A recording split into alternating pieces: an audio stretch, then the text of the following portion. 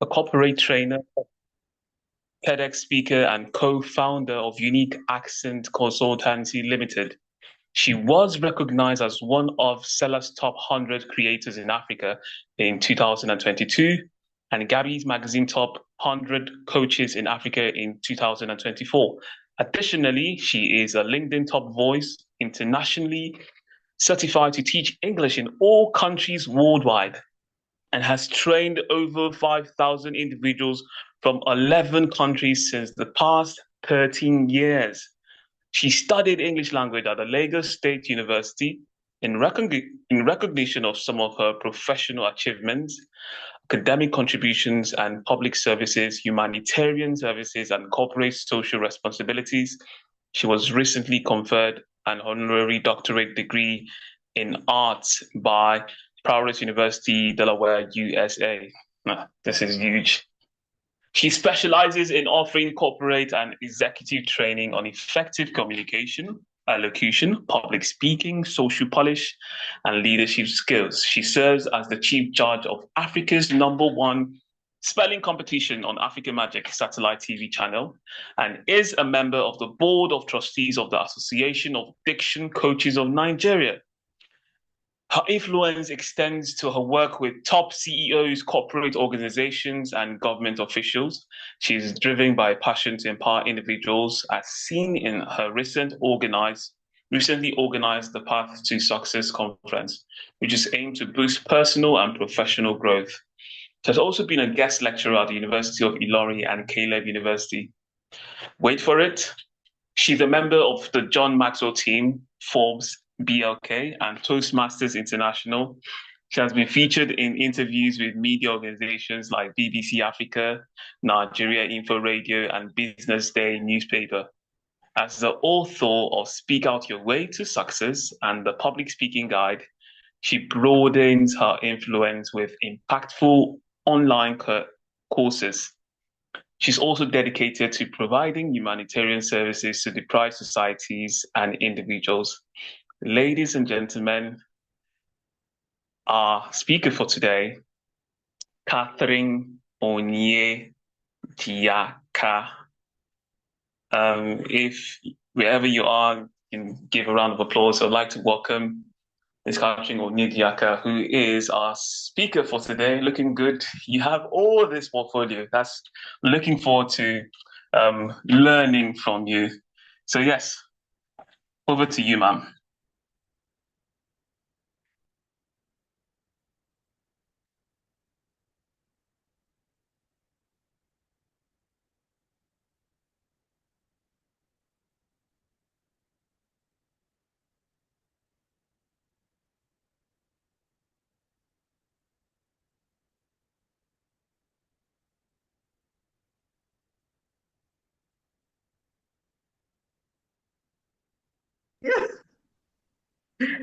It's Thank fine. you so much for reminding me that my video is unmuted, my microphone was muted all the while.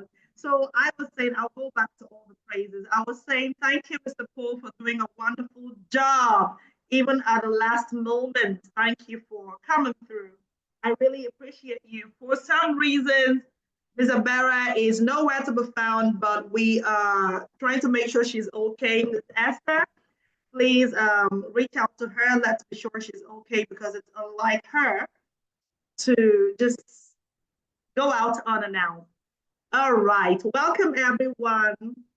It's so good to have you here, and I especially want to welcome you to the last session of the Path to Success conference or virtual series 3.0. Tonight is going to be a night of transformation, a night of impact, a night that you would definitely get value. You don't have a choice. You just have to get value. And I pray that I'm not just going to speak, that the Holy Spirit will speak through me to impact all of us. It's not just me, all right? So you're seeing Catherine, but God is going to inspire me to tailor whatever I'm going to say to meet your needs, all right? So thank you all very much for being here. and we can just kick off right away, right? So there's something I would want us to do. Like I said, tonight is the final, but trust me, it is not the final. You know, if you've attended any of my classes, you know, we don't have an end. We're not ending because I'm going to give us an assignment that will last for 30 days. Yes, I know how those conference things works. You go for a conference, you listen to all the motivation and everything, and after 1 week, or 1 week is even too far. After 3 days, everything just dies off. You understand, and you're looking for the next conference to attend. No implementation. No implementation. That is the problem we have. No implementation. It's not about talking. We have listened to Mr. Kosi. Day one, he talked about remote jobs. Day two, we listened to Mrs. Abdul Majid. She talked about management for small business owners. Day three, we listened to Ms. Reverend Susan, all the way from Canada. She talked about emotional intelligence. Day four, we listened to Honorable Taiwo. She talked about the politics and having women involved in politics. Day five, we had Ms. Enifome. He talked about resilience, building resilience as women, you understand, or as anybody who has gone through hard times. And today, is it day six? Yes, today, day six, we'll be talking about confidence and self-image. We have learned a whole lot. What we have learned, sometimes not every conference will give you everything you've learned here. I'm telling you the truth. But the problem has always been implementation. We learn, oh, everybody's fired up, gingered up at that moment, but after 1 day, 2 days, the fire goes down. Mr. Barry, you're welcome. You got us worried. Are you okay? I hope you're fine. All right. Are you okay, please? Okay, I believe you are going to work on your microphone and get back to us. Okay, so after tonight's session, we are going to have a 30-day challenge. If you want to do it, if you don't want to do it, these days I don't force people to do assignments anymore. If I give it to you, you don't want to do it, it's left for you, right? But if you feel you want to do it, which I promise you, if you do it, there is no way you're not going to see that change in yourself after 30 days. After 30 days is even too long a time. After 2, 3 days, you're going to see change in yourself. And I'm taking it all the way to the social media because I always have this belief that when you have a knowledge, you don't withhold it within just a limited set of people. You share it first. Why? Just share it wide. I have a video that has gone viral with 45 million views. 45 million views. And it gives me that sense of fulfillment. Yes. English diction is in. Well done. I need the fire already. So I have a video that has gone viral with 45 million views. And it gives me that sense of fulfillment. Thank you so much. Thank you. That video has put a smile on the faces of 45 million people. It is an English video in a comic way, you understand. So I had another one in 2023 or 2022 that had about 23 million views. You understand? So that gives me fulfillment. When more people hear these things, because some people just need to hear it over and over again for them to implement. So thank you very much. I have said enough. Can we just get on with the business of the day? Right? I know that's what so many of us are thinking. So let's get started. Thank you so much. All right. Thank you, Mr. Benson. So what are we talking about today? Confidence. I decided to come up with everything from my heart here today. Normally, I would give the slides to my EA to help me come up with the slides or, but this time around, I decided to spend the whole of last night to come up with a slide. I decided to do it not just from no, get information here, get information here. No, I decided to do it from my 12 years or 13 years of experience in the field because what I want to sell to you, I'm selling, but I'm not getting money from it. All right. I'm using the word sell because it is valuable. So, what I want to sell to you is something I have gotten from my just 13 years of experience. It's not something you're going to see on any platform or on any, and I'm going to make sure it is tailored to meet your need. So today we're talking about building confidence and self-image. Please, if you have not been taking notes before now, do well to take notes. Get your notepad, get your pens. If you have a question, all right, either you write it, okay, and then you say it. I'll give the room for us to say our questions, like unmute the microphone, or you put it in the chat. All right, I will definitely, I'm not going anywhere.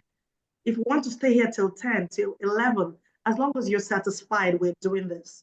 All right, so sit back, relax, I have my water here. I have another water here. You can see I am very prepared. I know that I'll be taking lots of water today. All right, so don't rush, okay? Let's do this already. Building confidence and self-image. We have a table of contents. I will talk about that now. Now, everybody pay attention to the slide. Pay attention to the slide, and I permitted some of us to unmute our microphones. I did not lock the microphones because at any point we might be called upon to talk. All right. So pay attention to the slide. Ms. Abere, okay, let me read it because I want to read it from my heart. Let me read what we have here. Conquering fear and breaking limiting beliefs. Our deepest fear is not that we are inadequate. Our deepest fear is that we are powerful beyond measure. It is our light, not our darkness, that most frightens us. We ask ourselves, who am I to be brilliant, gorgeous, talented, fabulous?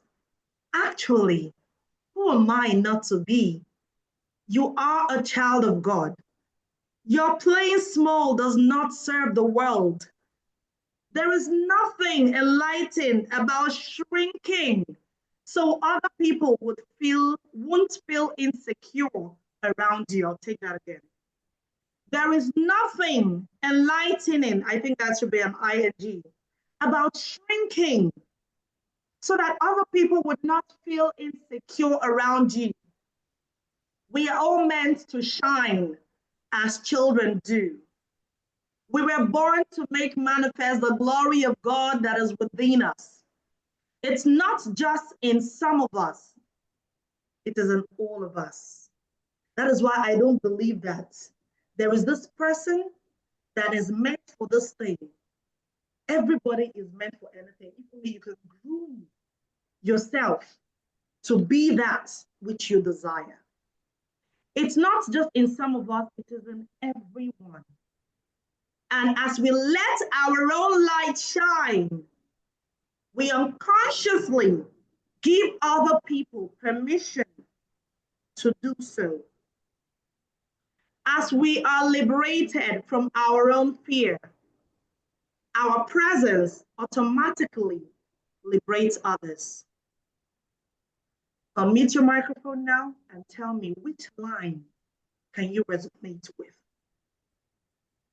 I can resonate with every line here because during my adolescent years, if you have listened to my TEDx speech, you would not believe that it's the same girl that is here standing before you or sitting before you today. And guess what? This girl has not even started yet.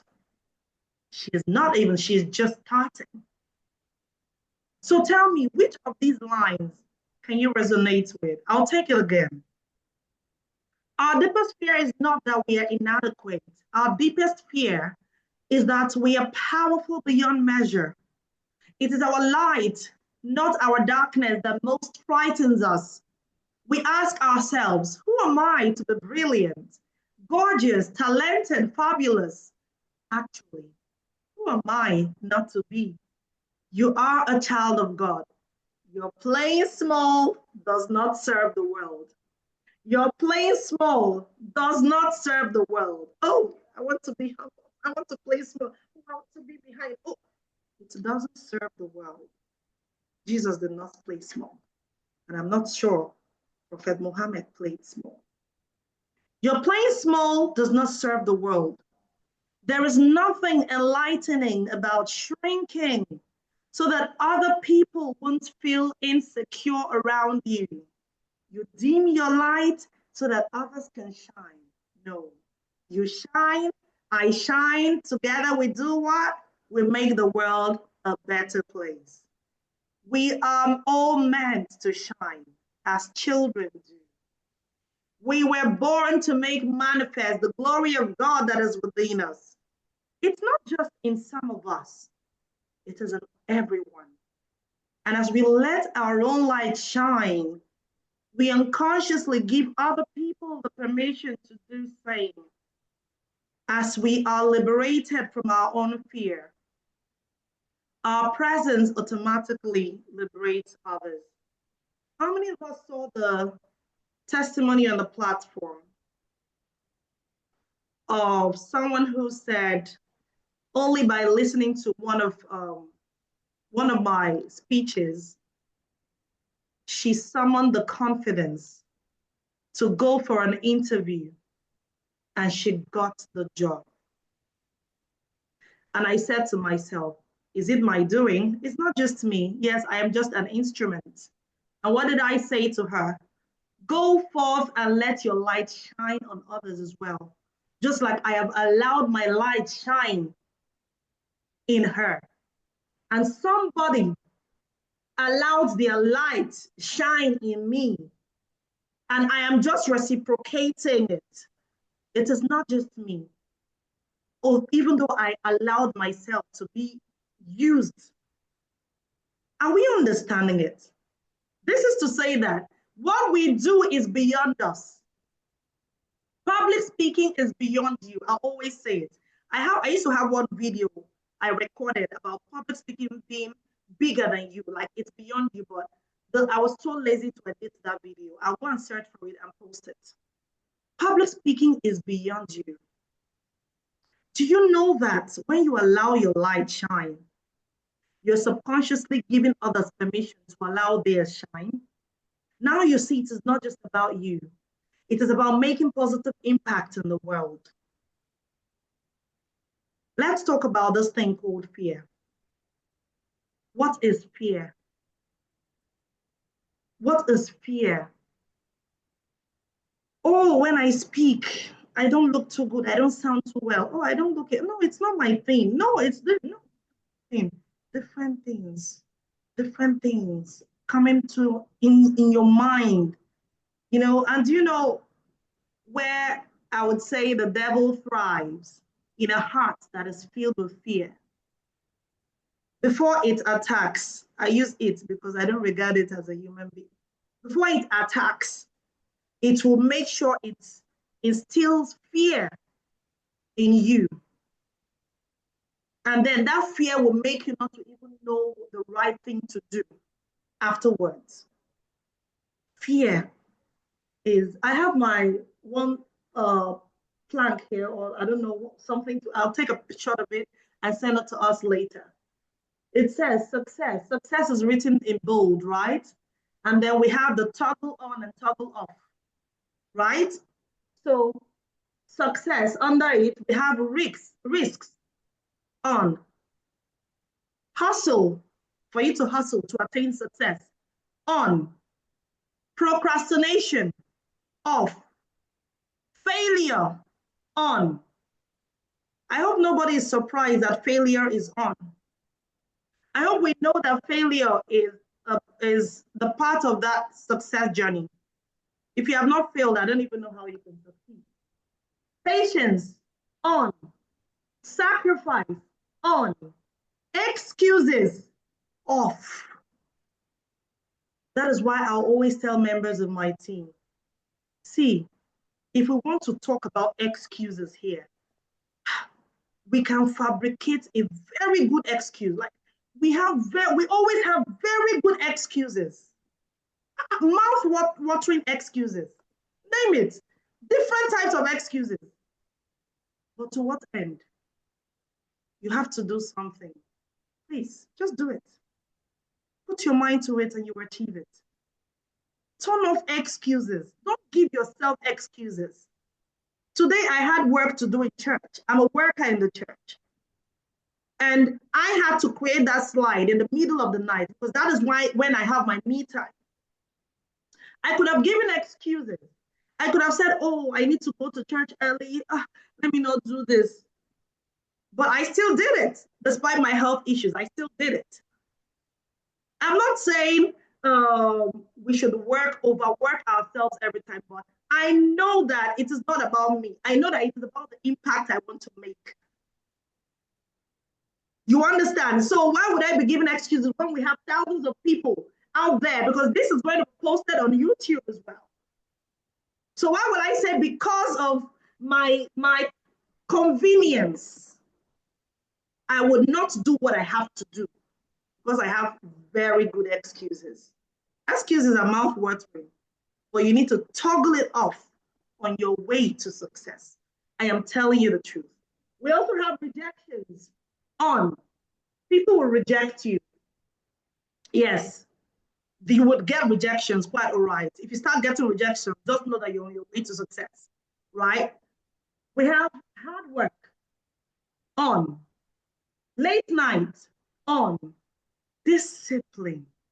Motivation without discipline is useless. Note it. Motivation without discipline is useless. Now I am speaking, hey, some of us are motivated. Wow, wow, oh, wow, wow, wow. But if you don't have the discipline to implement what you have learned or what you're going to learn, it's useless.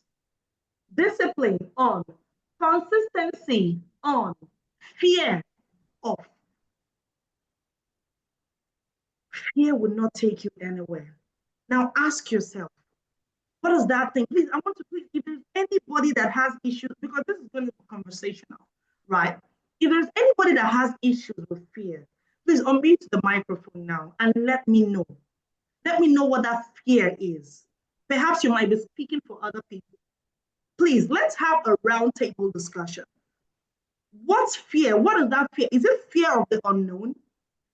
Is it fear of, there's one fear I think is justified. Fear of poverty. Yeah, that one is justified. Please, dread poverty, right? You can, please, if you have to have any kind of fear, let it be fear of poverty. My other brother will always say, the thing I dread most in this world is poverty. And by the grace of God, he's doing fine. So if there's any fear you want to entertain in your life, let it be fear of poverty. It will motivate you to work hard. What kind of fear? Is it spiritual fear? Is it fear of failure? What kind of fear? Please, can we unmute our microphones? Is it possible, or did I lock the microphones? Did I lock it? Did I lock it? Did I lock it? No, I didn't. I didn't, right? So tell me, is there any kind of fear you have? Is it fear of not achieving, or is it of not achieving a particular goal? What is that fear? Because if we don't tackle it now, we cannot. Fear of village people. Fear of village people. What have those innocent people done to you? Those people have suffered. They have suffered. Who are the village people? Are you not in someone's village? Isabella, are you not in someone's village? Do you know that where you are in someone's village? I live in Ipetileki. It is someone's village. So how will somebody be accusing me of being village people? Like village people, right? Fear of village people. Right? Let me tell you something. If you keep doing what you're doing, those people will not even see you. Right? We know that one is spiritual. Let's not even go delve deeply into it. But I believe if you're spiritually equipped, you can conquer those people, right? Those small things, you can conquer them. Just make sure you're on the right path spiritually, right? So that is it. What kind of fear? I am talking now, nobody's saying anything. We cannot. The fear of being laughed at. Fear of being laughed at. Thank you, Miss Chidima. Fear of being laughed at. Very good. So let me ask you a question. Who are those people laughing at you? Please, where Our is this your friends and microphone? family members. Maybe some Is that family members. family Some members? Okay. friends. Maybe even church members. Give me an example. Give me an example. Okay. Okay, now you decide to make a move to perhaps start creating content Okay. with regards to what you do. And they come online, they see you, and then the next day they put a call across to you. Which one is this one now you are doing again? You're not teaching. Hey, well, just manage your social media this thing well, oh, you know that place is. They come with all of that, and at times it could be discouraging. Yeah. If I say I don't understand what you're saying, I'll be lying because I've been there. Sometime in 2018, somebody told me, Catherine, what you do cannot put food on your table. Oh, Please look for another career path. Yeah. Somebody told me boldly. I don't want to mention the platform because some of them from that platform might be here. Somebody told me, what you do cannot put food on your table. For that moment, I questioned was this 6 years or 7 years in the field? I was like, are you sure I'm not wasted? Because it took a very long time before I would say we broke through to an extent. It took a very long time. So at that point, I started questioning what we're doing. Is it really? So at some point, I started different kind of businesses. I would do real estate. No, real estate was even later on. I would do importation, drop shipping, right? That's what they call it. okay. Drop shipping, it didn't work, it failed. And I started doing importation of tomatoes from Jos, do it in bulk, like get it, go to my mouth 12 and sell it as a whole.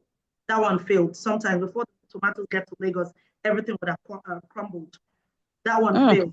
Then I did, what's it called? Selling of shirts, menswear from Aba. So we'll get the fabric, we'll go to Aba, we'll send it to our plug in Aba. She would design it, like Nigerian made, we're trying to project. Yeah, that one failed. Which other one did I do? Hair. Oh, hair. That one failed so woefully that I decided to start going on threads. So you hardly see me on wigs, except I just want to change my looks. You understand? So I just don't care people are wasting their money buying wigs, but I stand corrected. That's just my personal ideology. You understand? So that one failed woefully. I did many things and they failed. And later I called myself to order. Catherine, is this what God gave you a second chance in life for? To be doing buying and selling when I have placed everything in your mouth to speak life to the world? What did I do? I elevated the thought of humans over the thoughts God had for me. God said, go and speak with your mouth. What you have in your mouth can change the world, can impact the world. And I'm getting to that slide. And I said, and one human being from nowhere came to tell me, Catherine, what you can do cannot put food on your table. And I decided to go and look for what will put food on my table over what God had for me. And guess what? I decided to put my efforts and everything, and thank God for the COVID year, which broke us through to an extent. You understand? So we decided to put our effort and everything back into speaking, teaching, coaching, mentoring. And God showed us a different path, something totally different from what we had been doing before. And I promised myself that even if this is what I'm going to do till I die, I would never go hunger. And that person's thoughts would never come to fulfillment in my life. Do we understand? So that is what I'm trying to say. Why would you think of what people say, like, who are these people? Who are these people? Let us even know the people. Sometimes when you weigh them, nothing. And then you allow what these people say. You allow what they say take the best part of you, like you allow what they say influence your thoughts. No. Do you know the way I see some people that are so proud and arrogant and they feel, this was when I was taking my class on fear, management of fear. So sometimes what you just need to do is look at them beyond their clothes. Imagine how naked they will be when they are bathing and when they are in their toilets. That's the same person that is coming to talk to you. Do you understand? Yes. We are all human beings. We are all human beings. What covers us is our clothes and our status. I'm telling you the truth. The only thing that makes you different from Aliko Dangote is his status. You have 2 eyes. He has what? 2 eyes. Does he have 4? He has 1 brain. You have, or 1, is it brains or brain? I don't know. 1 head. He has 1 head. You have 2 legs. He has 2 legs. Why are you afraid of this person? Why are you giving relevance to people's negative opinions over you? Why? We need to encounter that mindset shift. That is why I'm taking my time on this first slide. Who are you? Not to be fabulous, not to be gorgeous, not to be talented. Everybody has talent.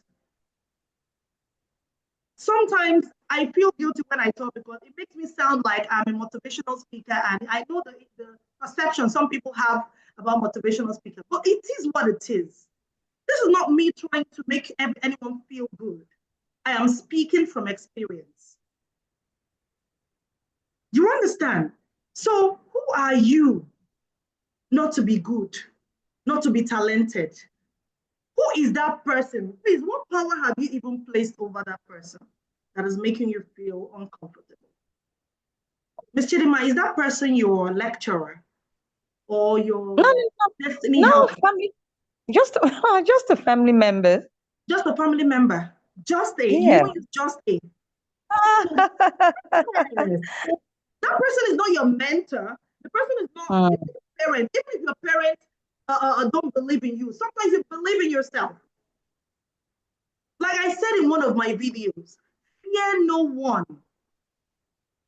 The moment you start working on your fears, it means you're ready for success. I tell myself, there is nobody I cannot talk to. There is nobody.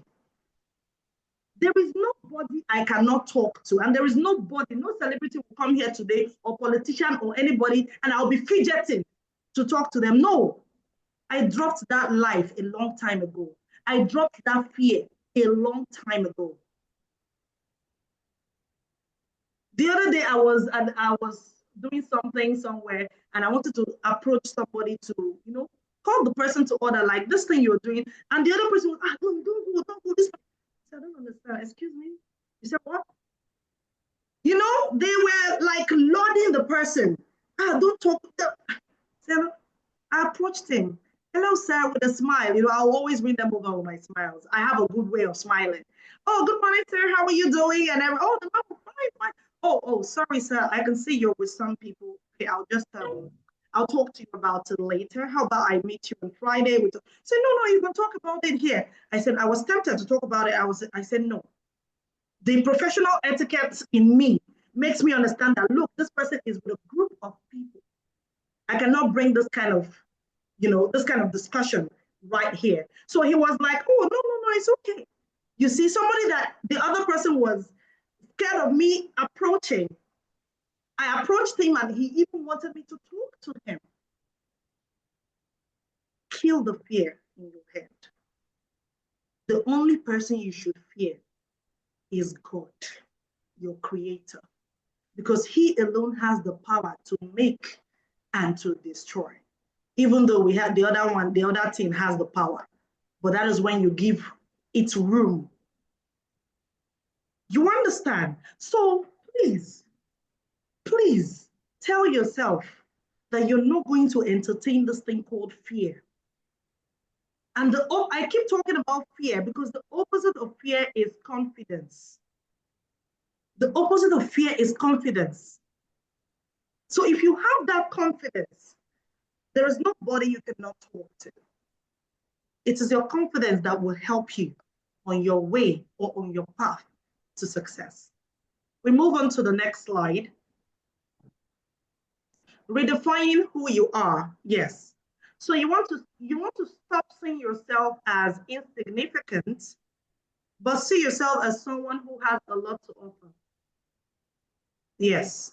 How many of us remember during COVID? Someone is writing on my screen, please, careful.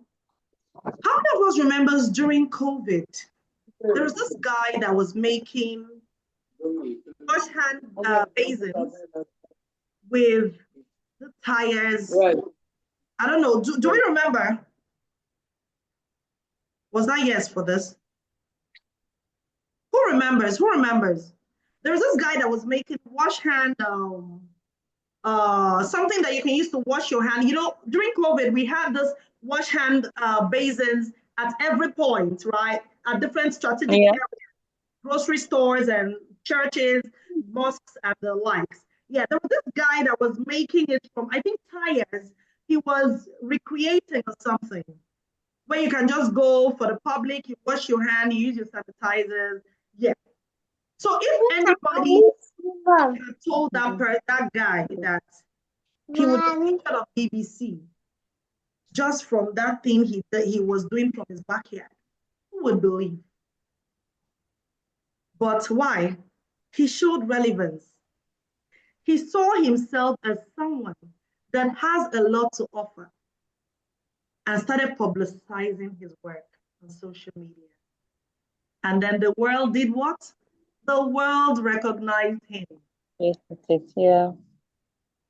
That is it. But if you see yourself as, this thing I'm doing, let's just be low key, low key, low key. Don't let anybody know. If they know enemies, they will spoil your plans. Or hey, don't tell them. If you keep thinking like that, you know, village people here and there and everything, you will not grow. You are bigger than your fears. You are bigger. I don't want to begin to say the you in you is greater than the you.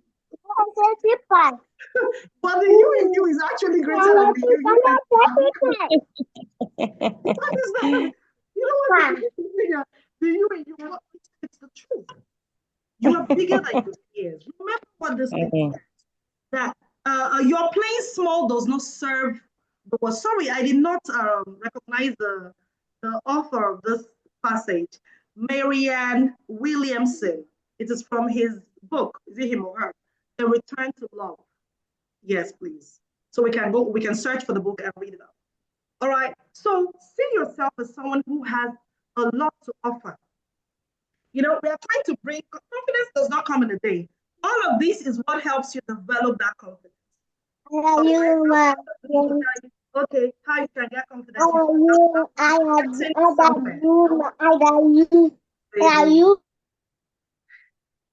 Priscilla, I think your baby is... Yeah, mute yourself, please. Yeah. Thank you.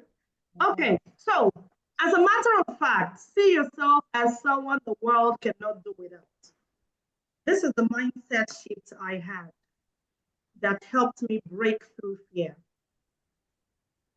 I saw myself as someone that the world cannot do without. Oh, the world needs me. You know, some of us play small because we don't understand the difference between showing relevance and shining the light that God has deposited in you. We don't understand that difference between that and being proud. Some people will say, oh, I don't want to be proud. I don't want to be proud. But you have something to offer. You want to shrink it. Remember this line? You want to shrink it so that other people would not feel insecure around you. You want to shrink that light so that other people will not feel insecure around you. Let me tell us something. The moment you begin to care less about what people will say is the moment you begin to grow. I'm telling you, if you continue to validate people's opinion over your opinion, your beliefs, your ideas, and everything, you will not grow. You keep living in their shadow. You know what it means to live in, or is it live behind someone's shadow or live in their shadow? Meaning, if they don't move, you cannot move. You are here, they are here. So they keep dimming your light, right? Because they have conditioned you to be here.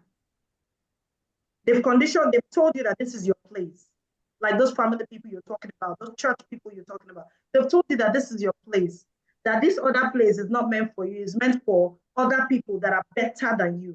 Those are the ideas they instill in your mind, and then you buy them. And then they keep placing themselves over you. But when you break through to find yourself out, that is the day you begin to live. And that was what happened to me. So that is it. You don't want to see yourself as someone who is insignificant. See yourself as someone the world cannot do without, no matter how tiny that talent you have is. You might want to say, oh, who needs, like the guy during the COVID period, he might just say, who need wash hand basins and all of, who would even buy this kind of thing? You know, he might have been playing small, but the opportunity availed itself for him to shine. Until today, he's still thriving. See yourself as a person who is responsible for the growth of many others. If you don't see yourself as being responsible for the growth of many others, you still want to be confined in that position because you think your talent, your ideas, and everything about you, and everything you have here is about you. But remember, it is not about you. It is about others. Shine your light, not just for you to see, but for others to see. Are we understanding this? So if you think that by discovering your talent, it is meant for you to blow, oh, get all the money in the world. Oh, it's about me. Hey. No. If that is the case, then you and I will not be here listening to this girl talk at this time of the night. If that is about it, we wouldn't have had all the sessions from Monday to Tuesday to Wednesday, or even from Saturday last week. It's not just about me. It's not just about unique accents. What do we have to gain? Nothing. But we understand that, look, unique accent has access to some of these people. And then we have these other people on this other side. They want to be like these people. They want to achieve what these people have achieved. What is our responsibility? To bridge that gap between these people and this other people. You're talking about success. This other one has achieved success in financial management. The other one has achieved success in politics. The other one in remote jobs and everything. You know, you want to learn from those people. So that is what you get from every conference, not just from unique accents. You understand? That is service to humanity. By the time you begin to see yourself as being responsible for the growth of others, you will know that it is beyond you. You will know that you don't have a choice but to find that talent, that idea you want to harness.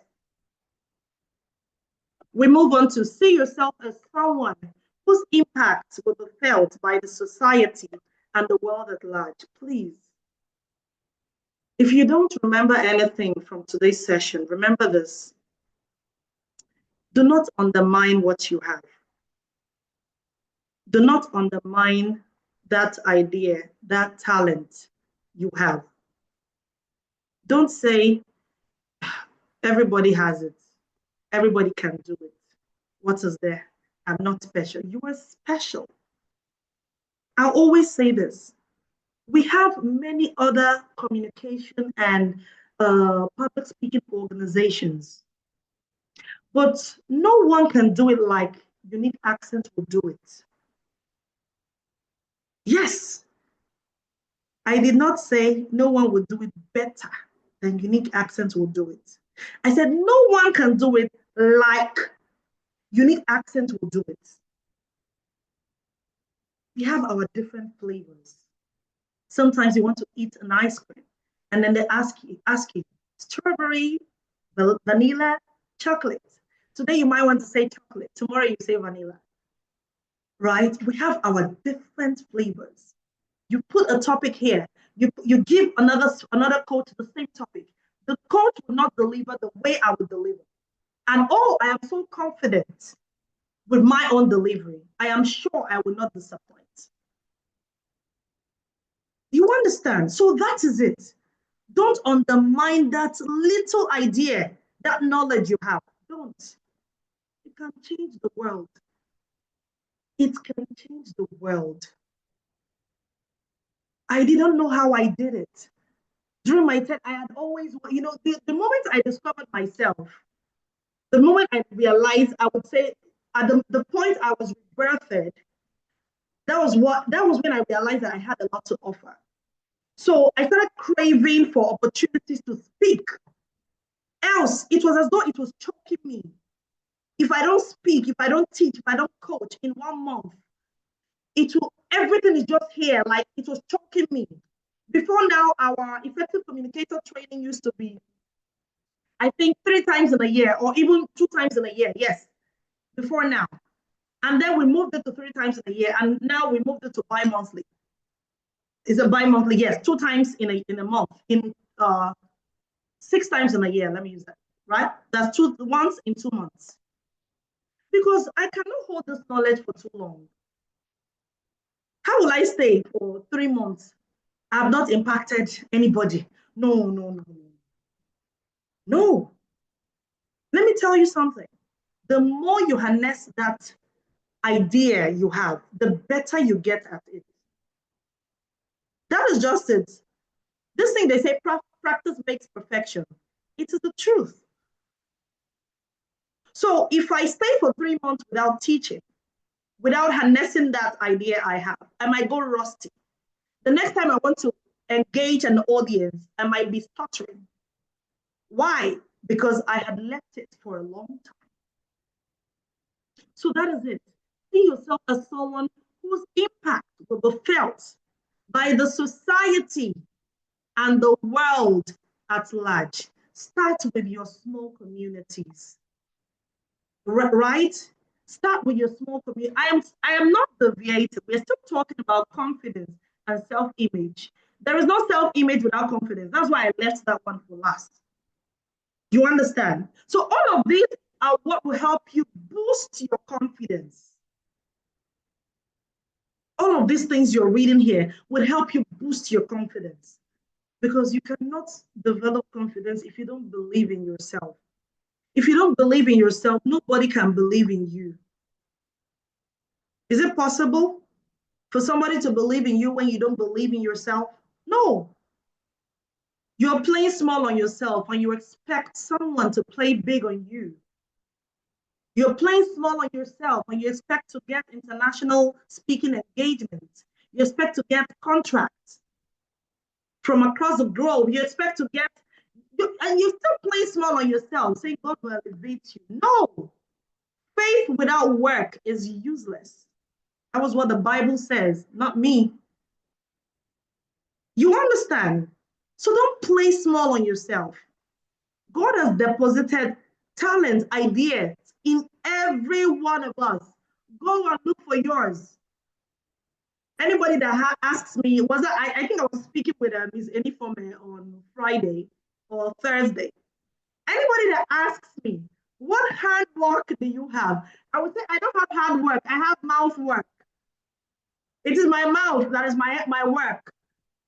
As long as God has not taken or have not my vocal cords, by the grace of God, everything is still intact, right? I have mouth work.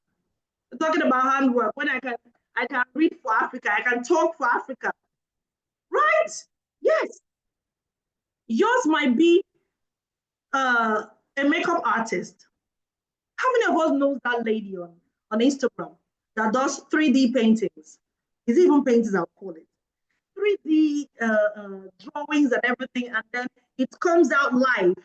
She attaches the fabric to an image she has drawn, right? And then you see the fabric flowing from the drawing outside. That is a talent. Have you checked the price of any of those things? Please, you can just go run and come back and check. One like 4 million. She recently bought a house in Lekki. One piece of art, like 4 million, 5 million, 10 million.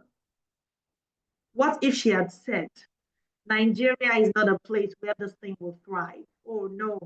Somebody told her, this thing will not put food on your table. So don't undermine your talent, your skills. Don't. It will take you places beyond your imagination. Catherine said so. Now let's move on to personal. Now that we have had the mindset shift, right? I believe our minds have shifted. That's for those of us that have this as an issue. I know not everybody has this as an issue. I always give us the benefit of the doubt, right? Some of us are already grounded, you understand? We're already there. But for those of us that have this as an issue, and for those of us that are already there, we don't have fear as an issue or confidence as an issue, please spread it. Don't keep it within yourself. If you have any opportunity to help others grow, do it. Like I always say, I grow, you grow, she grows, he grows. Together, we make the world a better place, right? So personal and professional development. Talking about your personal development, these are the things you need to do to develop your persona. Who is writing on my screen? Can I erase this? Do I still remember how to erase? Please, I saw the name, Chi something. Sorry. Just a minute, because it's disrupting the flow. All right, we're good. Please let me lock this annotation. Sorry for the break. Sometimes, I think some of us do it subconsciously sometimes. I can't remember how to do those things, but please, be mindful not to write on the screen, please. So personal development, how you can develop your persona, right? Your persona, your brand and everything. Let's see. Acquire knowledge in specific fields, yes. You cannot just say you want to develop your personality and then you're depending on the knowledge you had 5 years ago or even 2 years ago, right? You want to keep growing, you want to keep learning. Like some people will say, the day we stop learning, right? Who can complete that for us? Who can complete that? The day we stop learning, what happens? It's the day we start dying.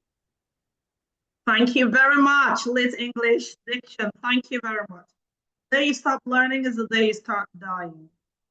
So you don't want to stop learning. You want to keep acquiring that knowledge because it is that knowledge you acquire that you're going to pass on to others, that you're going to leverage, that you're going to use to show relevance when the time comes, right? So that is it. Then acquire soft skills like emotional intelligence, leadership growth, public speaking, communication skills, interpersonal relationship. Yes, if you want to develop your persona, you want to acquire these soft skills. We call them soft skills because you don't get to even see them. They're all in the mind, right? They're all in the mind. Emotional intelligence, how to manage people, how to manage yourself. I'm not saying like I always give excuse for emotional intelligence. It's very good to act rationally and understand people's emotions as well as your emotions. But that doesn't take out the fact that sometimes we could be humans, and your level of what you not everybody can take something. Like I always say, for me, there's no emotional intelligence when someone is being derogatory. To me, I would, no. I would not apply emotional intelligence there. That is for me. You understand? You cannot insult any of my members of staff and then you expect me to praise you and to say, I will refund your money. I will do it. I did it with one of our clients. The person was like trying to harass one of our members of staff. And I said, no, this is not a matter of emotional intelligence. I asked the staff member, do you still want to continue with the school? If he had said no, I would have dropped it. Thank God I'm not the type that is money driven. I would have dropped that school because you cannot harass, you cannot undermine or make people feel bad just because you want to feel good, and then you shove everything under emotional intelligence. No, you don't hide your insolence under emotional intelligence. The ability to understand other people's emotions, but not when it has turned to insolence or when you're being condescending or derogatory. You understand? That is my own ideology.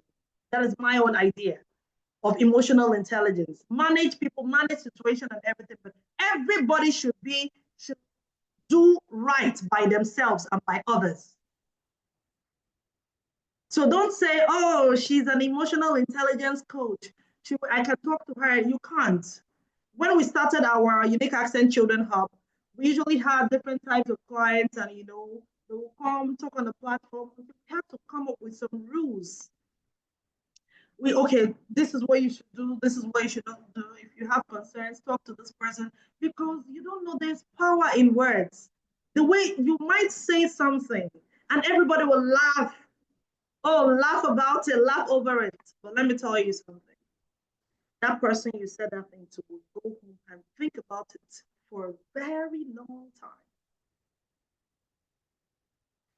I used to have someone that would always show her comic skills by being condescending to others, by talking down at others. She would talk down at someone and everybody would laugh. But I didn't find it funny. You understand? So it is emotional intelligence is you understanding how others will feel about if you were in their shoes. Sometimes we are quick to think about ourselves, but what about others? You understand? So I know if you want to learn more about emotional intelligence class, you join any of our training programs. So we have the leadership growth. Yes, leadership growth is another thing that would boost you. Leadership rather is another thing that would boost your confidence. Yeah, that is the truth. It will boost your confidence. And leaders are not born, right? Leaders are made. Just like nobody is born confident. You develop that confidence. So it is what you tell yourself that you become. If you tell yourself and you work towards it, oh, I want to do this. No, I want to. Like I always say during my training programs for effective communicator training programs, I always tell members of our trainees rather, our participants, if you're in a meeting and you're not talking, you're doing wrong by yourself and by others. It is a disservice to yourself. How can you be in a meeting and you're not talking? Some people will still say, oh, they want to play small. Oh, no, I don't want to. No, talk. Stop concurring. Stop telling, oh, I concur. You wait for somebody to say what you want to say. Oh, I concur. When they ask people, how many of us is in support of what is, you raise your hand. I concur. No, these days you are no longer concurring because confidence is the new anthem. We are no longer concurring. You're not concurring to anything. Anything anybody says, and the person said what you want to say, stand up and say it. Uncle, auntie, stand up and say it. If you want to say it in another way, fine. Say it. Before that meeting, you must have seen the agenda. This is how you develop your leadership skills. I'm telling you, how you develop your confidence. Before that meeting, you must have seen the agenda. Okay, this is what we talked about. This is what we talked about. Okay, this particular one, I will talk about it. I will stand up and make my voice heard. And if before you say it, another person had already said it, say it anyway. Just say it. Do you understand? Stop concurring. Stop. Oh, I said it's. I'm not saying you should not concur at all, but before you concur, air your own opinion. Air your own opinion before you support.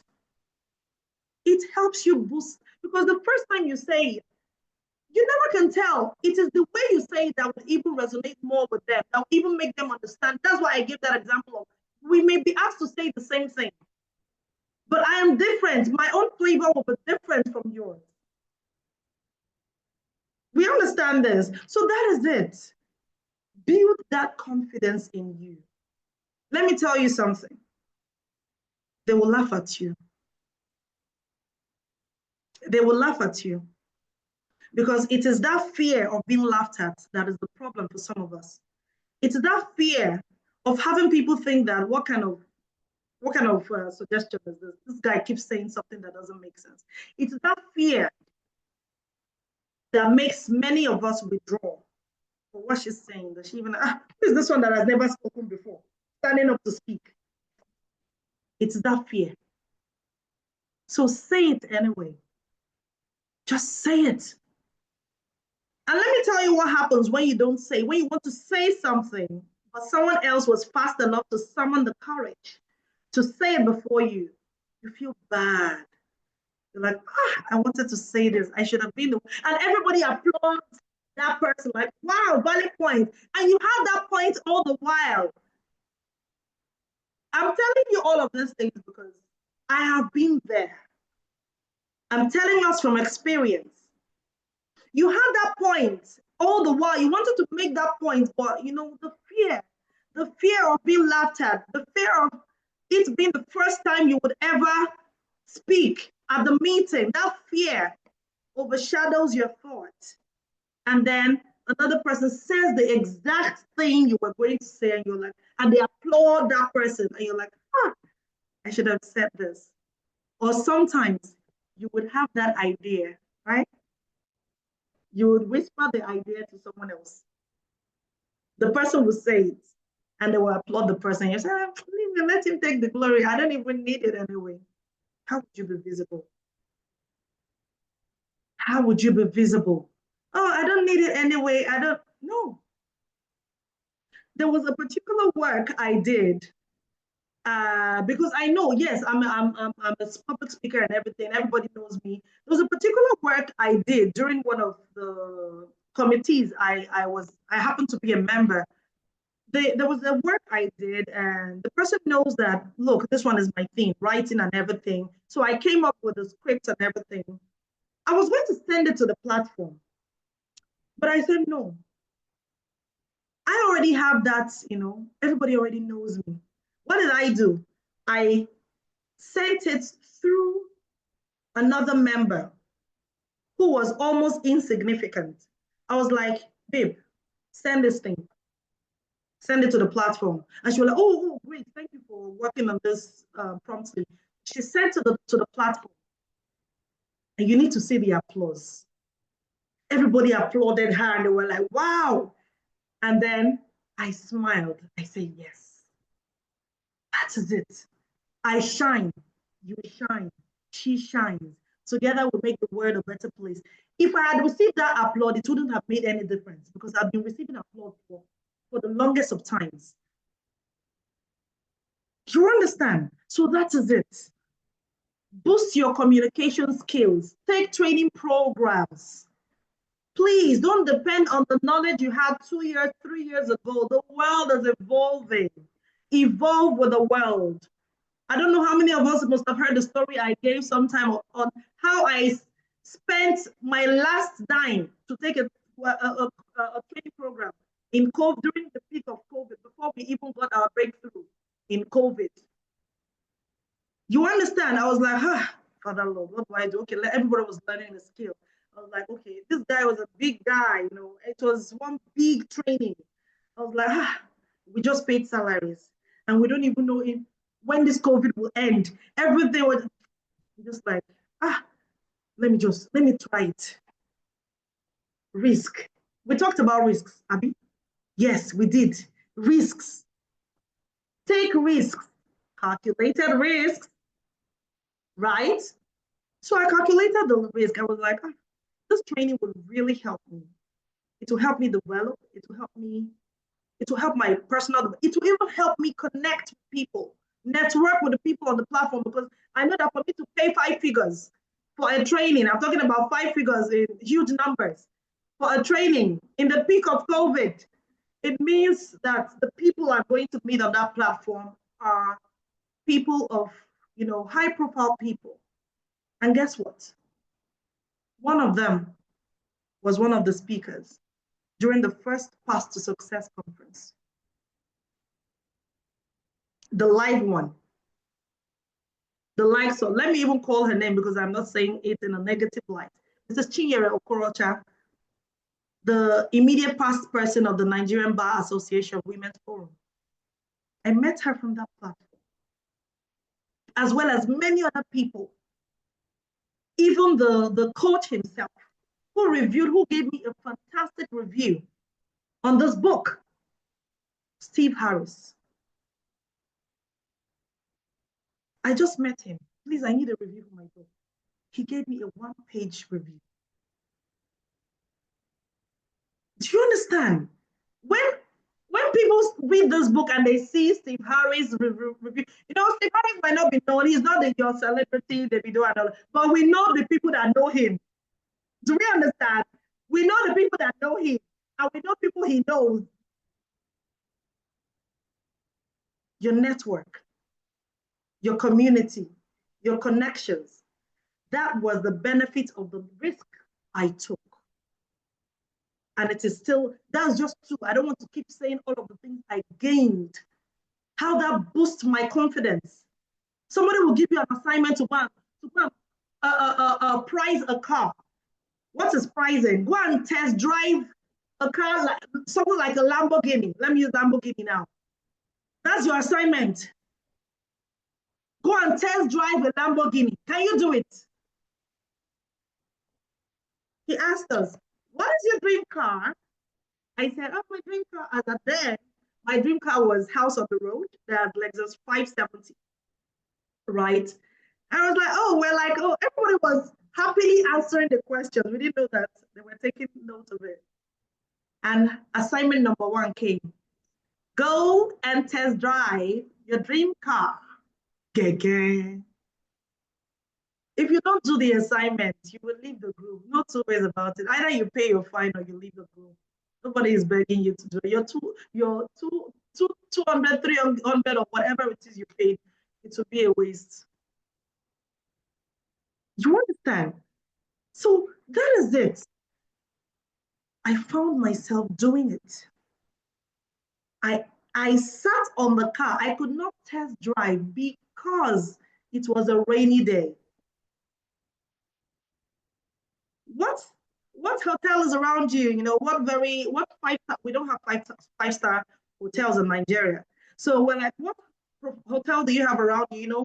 What hotel would you like to have a date in? Just go and have a good time. And I was like, okay, there's some very good hotels. I mentioned, I think Radisson Blue. Is it Radisson Blue in Ikeja? Yes. We didn't know they were taking notes. So he was like, go to Radisson Blue and have a meal. And when you're making order for that meal, do not look at the right side of the what? Of the list.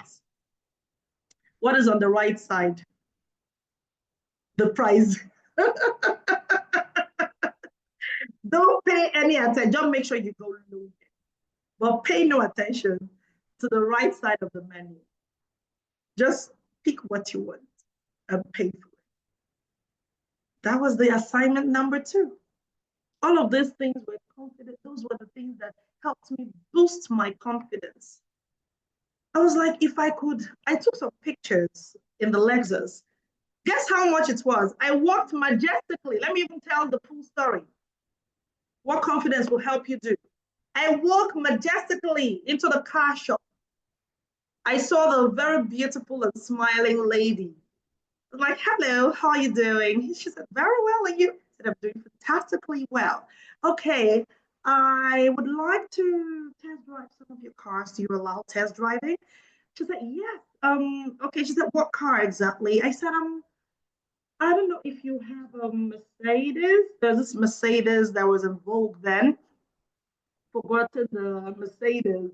And I was like, okay, either a Mercedes or a Lexus 570. Do you have Lexus 5? She said, yeah. Oh, I said, perfect. Oh, good. Can I test drive? She said, yes, you can. Guess what? I looked the path. Don't forget. I had to look like what I wanted to drive. You want all of these things are confidence boosters. I'm telling you the truth, not just me coming here to tell you stories. I had to look like what I wanted to drive. So that was what made her give me even the audience, and then the way I spoke to her and everything. So she called the manager, and the manager got the car keys and everything. I was like, okay, is it okay? I test drive. It was February, so I was like, my husband would like to get me a car for Valentine's gift. So he just asked that I choose any car I wanted. So I was like, oh, fantastic. And then we went on into the car. I had to lie, but I had to do my assignments anyway. Right? So I went on, I got into the car. As I was entering the car, I was like, Father Lord, is this me walking into Lexus 570? Wow. Do you know what that did? It helped break every form of limiting belief in me. Guess how much was the SUV? At the time, it was 70 million. I started calculating how many online courses will I sell? How many training programs? I was just be kidding, right? So I told myself I was really empowered, I was motivated and everything. And I assured myself that I'm going to get a car like this, or even a car that's close to this, and I'm not going to empty my accounts to buy it. That was what I assured myself. And that day is still coming. Right? So that is it. You want to work on your mind. Fear is a thing of the mind. Tackle it from the mind. All of these will help you boost your confidence. I'm not saying you should go to the car shop and begin to test drive. If you want to do it, fine. You're on your own. Don't say Catherine gave you an assignment. All right. So we move on to, before we move on to professional development, volunteer on areas you want to build on. Sorry, that on at the end should be there. Volunteer on areas you want to build. What area of your life do you want to build? Is it your speaking skills? Volunteer, right? Don't always tell yourself, okay, I have acquired this knowledge. I am now this, I am now that. I've conquered fear, and I'm so this is now my rate card. If you're not speaking 1 million naira, you're not speaking English. You're not speaking 500,000 naira, you're not speaking English. Volunteer first before you can say, okay, I have gotten experience, enough experience to help me start up. You understand? So that is it. Volunteer. That experience will help you build confidence along the line. It would really help you. It is not everything you request for payment. Sometimes you want to learn some things. You just have to volunteer. Now, all of these are on the personal development. We move on to professional development, talking about how you can develop your business or your career, right? Build a strong professional network, like the Path to Success community, right? This is a professional platform. You don't want to, I don't even know what word to, but you just want to be here because I would see how we can even strategize to make the platform more engaging and not only February every year, right, Ms. Amara? Let's do that. Maybe we will be having this challenge every month, 30-day challenge every month. I know that some people will start after 2 weeks. They'll quit. We know. You start something you cannot finish. I've seen them. I've seen quite a number of them. But let me tell you, the true test of your resilience is not on that week you started. Is like, let's say after about 4 months, 5 months, if you find yourself still doing that thing you started, then know that you have stood the test of time, depending on what the project is.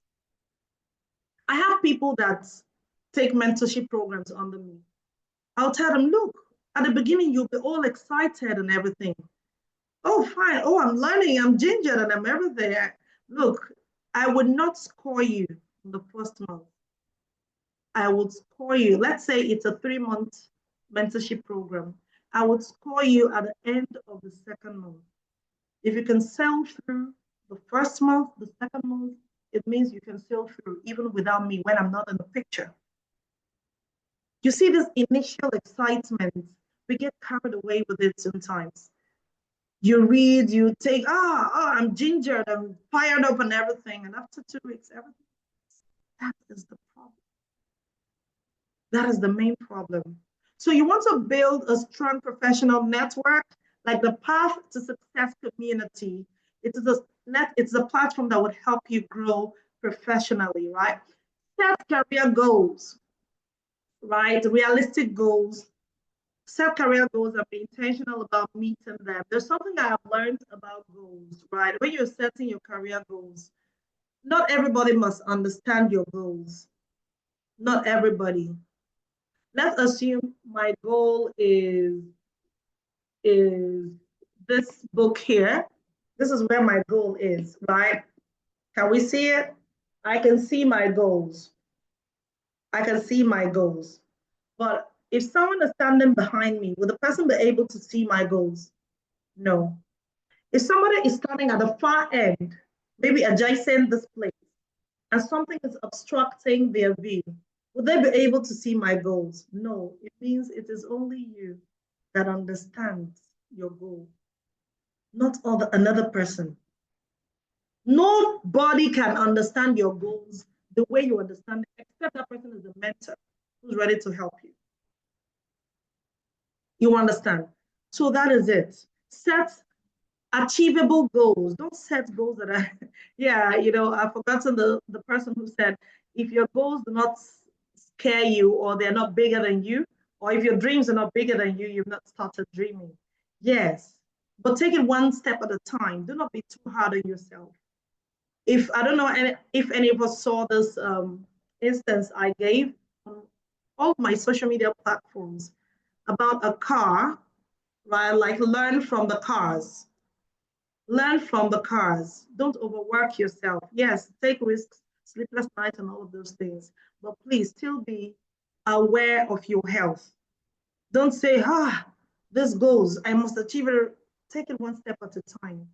All of those things come when you procrastinate. And then it gets to the time where they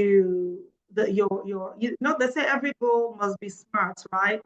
I've forgotten the meaning. We have reliable, we have time bound, and we have sustainability or something like that. So when you get to the target, you gave yourself between now and June to achieve a particular goal. You procrastinated till May, and then you start overworking yourself from May to June, and you expect success, it might not be achievable.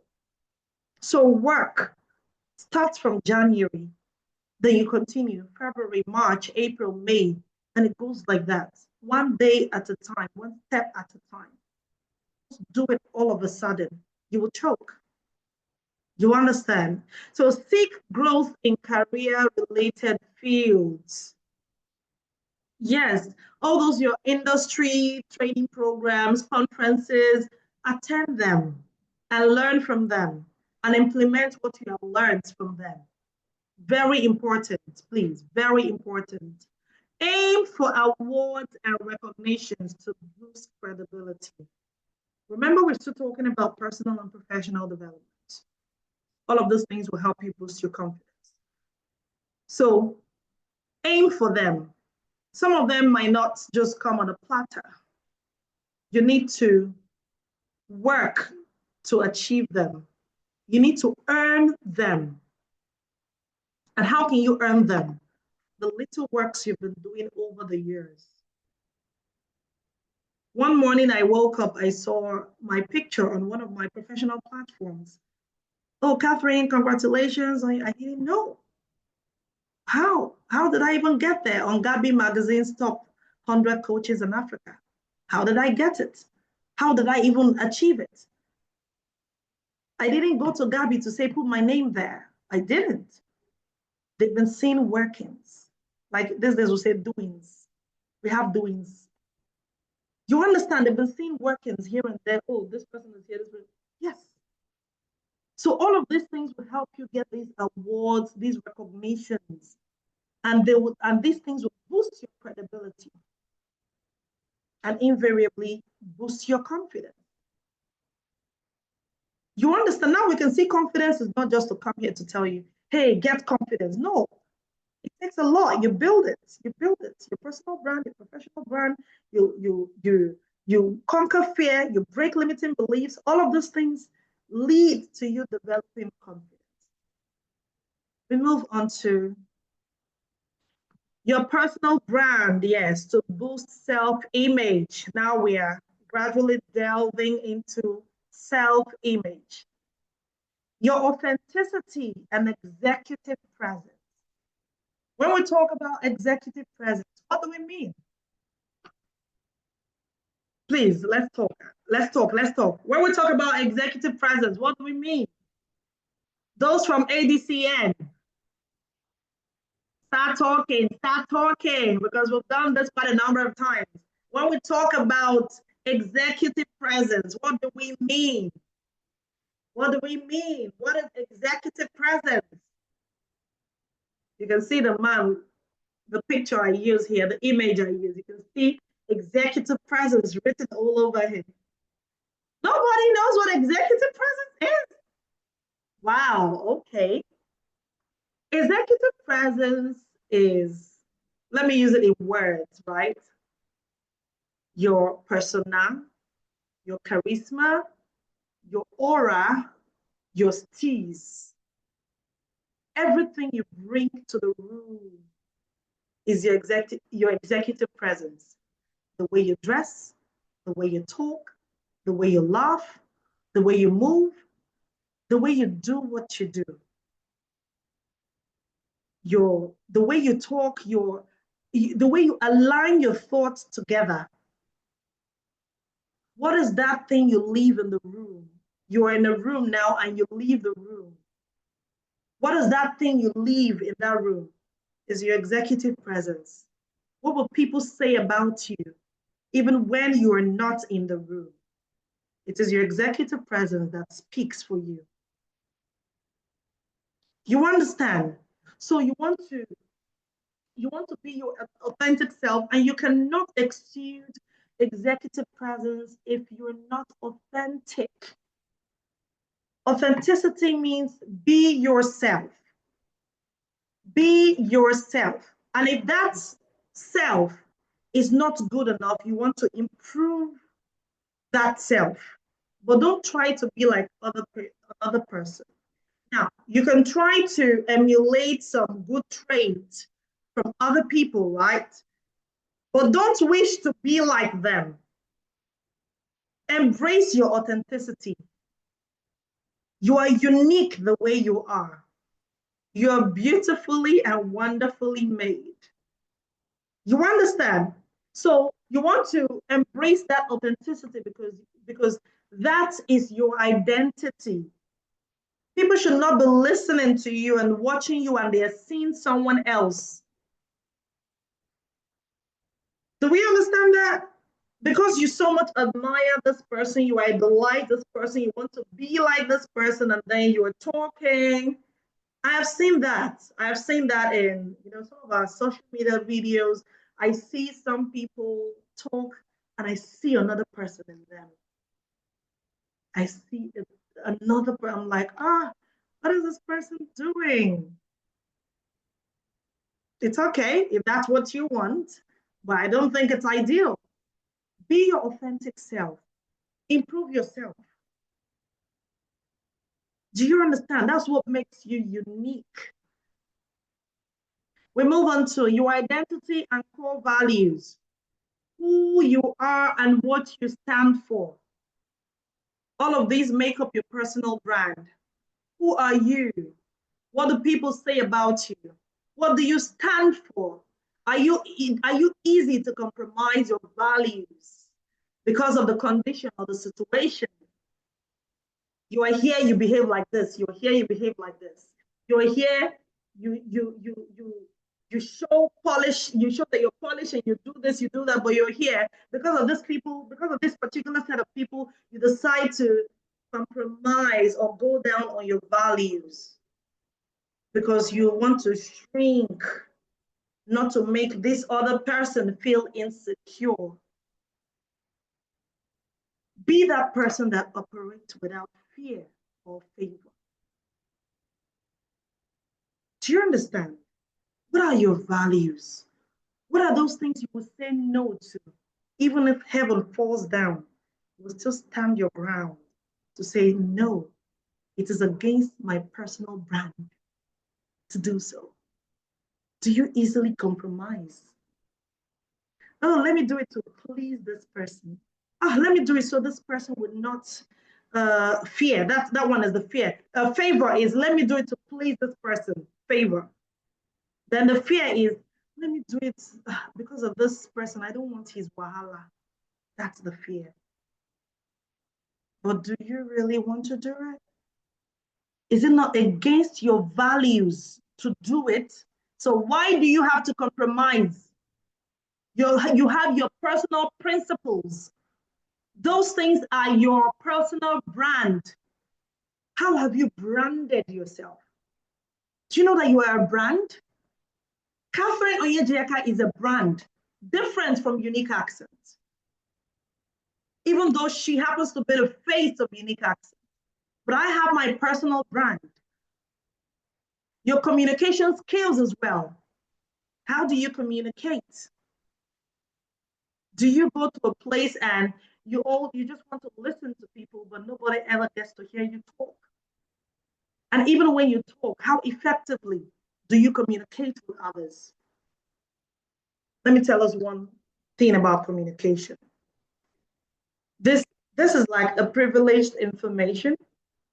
We already knew it, but because this is what we teach in our class, in our effective communication class. Communication.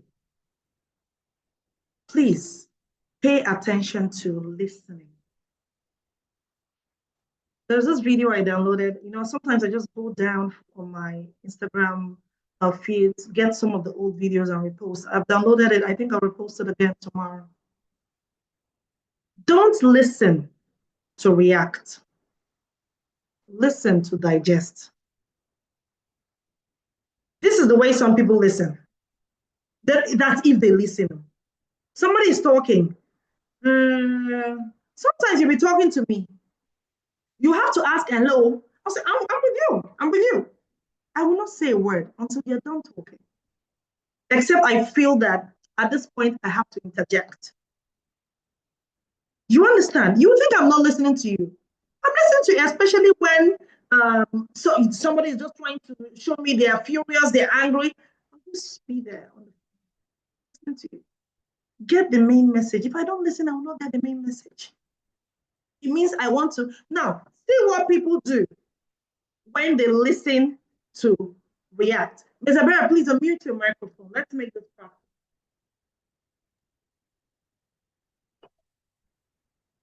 So I need you to tell me something. Maybe correct me about some things I'm doing that are not right. Just correct me, because it usually happens when the listener is at the receiving end, right? So just say something, just correct me. This is just a scenario, right? It is not real. Before somebody will just join now and say, so is this the way Catherine is? It's just a scenario. So Mr. Mayor, please talk to me. Okay, I didn't like the way you talked to me yesterday. Okay. I felt that you were a bit harsh. I don't. Okay.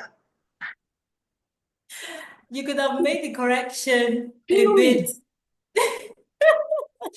Fuming. They want to reply you. No. Calm down. You are not done talking. Listen. There is no communication without listening. So when we talk about communication, many people think the other way is about talking, is about speaking. No. And when you listen, if it is not a phone conversation, oh, good for you. Listen to the verbal and non-verbal cues, the body language. Sometimes I'm listening to you. It is not what you're saying that I'm hearing. It is your body language that I'm actually listening to. Do you understand? Was it not, I've forgotten who made the statement that your actions speak so loudly that I cannot even hear what, okay, I think I composed that. It is by me. Please, I stand corrected. I think I composed that during one of my training programs, one of my corporate training programs. Your action, yeah, one of my videos, I remember. Your actions speak so loudly that I cannot hear what your voice is saying. Sometimes, when you have the privilege to have a one-to-one conversation with these people, you see their body language. It's speaking so loudly than what their voice is saying. So please, you want to communicate effectively. You want to listen attentively. Get what this person is saying. Don't listen to reply. If you want to reply, fine. Wait, let the person land. And sometimes if it is someone who is fuming and, telling me, I'm not saying I'm perfect. I'm not even perfect. You understand? But for me not to react immediately after you're done talking, you ask, hello, Catherine, are you there? Say, I'm here. I'm here. I want to gather my thoughts together. And because I don't want to speak out of emotions. Emotional intelligence is not just about understanding other people's emotions. It's about understanding your own emotions. You understand? Understand your own emotions. You listen to act on what the person has said. And if there's any part the person is getting wrong, please take note of it. And then after the person has said what he or she wants to say, you correct the person. And you know, sometimes, oh, it is so fantastic that the person will be like, oh, I never thought of that. And they'll feel bad about the way they have been filming all the while. And they'll feel bad about it. And they'll really appreciate your ability to handle it, even though that thing they were saying about you is wrong, but you did not interject. You allow them get done, right? And then you take your time to say what you want to say. That is effective communication. Try it. We move on to your appearance and public image. Yes. How do you show up? Do you know that, like I said in that video, your confidence should go before you. Your confidence should do the talking for you. And what are these things that boost your confidence? What you have here, number one, and then the way you appear, the way you show up. If you're not confident about the way you are dressed, you will lose it, and stage fright might set in. So sometimes when I have very classy events, I take my time, go to the boutique, get some clothes. I don't really, it could be very expensive, but I know that event is an expensive one. I just have to do it. I just have to buy it. Some people might want to say, oh, this same clothes, you will get it somewhere else cheaper. No, I don't want to. You don't understand why I'm buying it? You think it's just because I want to feel good. I learned that from one of my clients. She said sometimes she would wear her jewelry, gold she got from Dubai and everything. Somebody will come and tell her, oh, how much did you buy? Oh, I bought it for this pounds, that dollars, and this particular one. You can buy it here for a cheaper rate. And she said, no. It's the same thing, yes, I don't argue it with you. But I know what I'm wearing. I'm wearing luxury, and I feel luxurious. It's the way it makes you feel, that confidence it gives you. Whether you can see it somewhere else, it's none of my business. As long as it makes me feel good, then I want to buy it. And as long as I can afford it, let's not take out that part.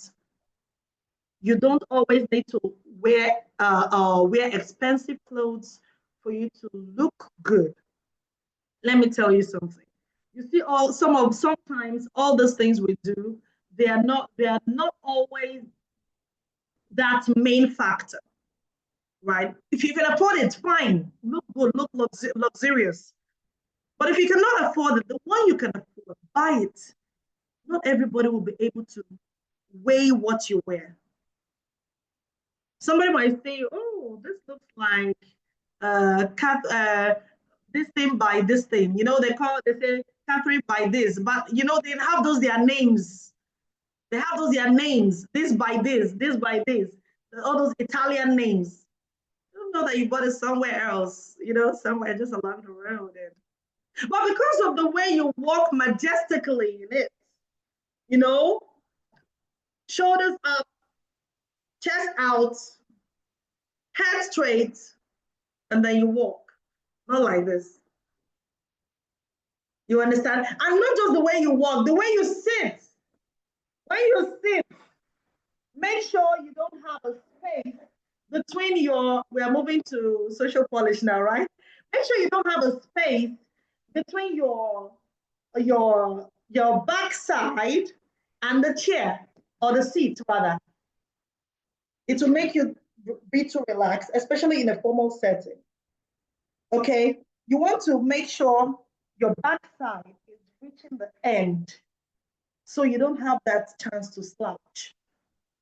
So it makes you sit upright, and then you put your hands like this, and then you talk. Practice it in front of the mirror, not like this. Sit up, right? Chest out, not too much.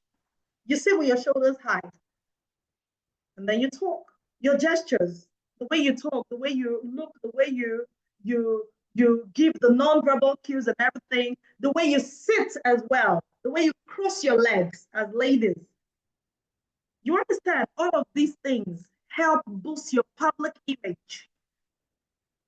Sometimes you take pictures of somebody takes you pictures unawares, and you don't like the way you look.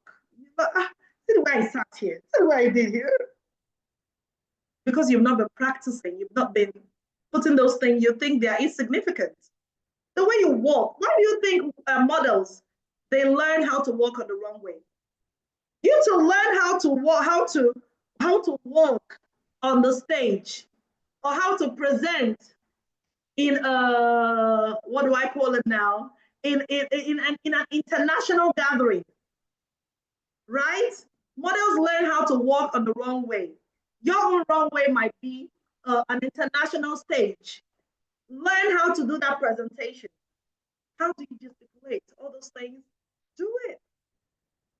All of those things will help you boost your appearance and your self-image. That's why I said, yes, the way you dress, okay, but it goes beyond the way you dress. What if you wear all the expensive clothes in the world and then you open your mouth to talk and we're like, oh, not again. I've experienced someone like that before. You know, I see her looking very charismatic, beautiful, elegant, and everything. The day I heard her speak, I was like, ah, okay, I expected more. You know, I expected more, like something to complement the looks, right? So that's it. All right. So you want to work on all of these things. They help you. The way you speak. Now, let me even clarify this. The speaking part.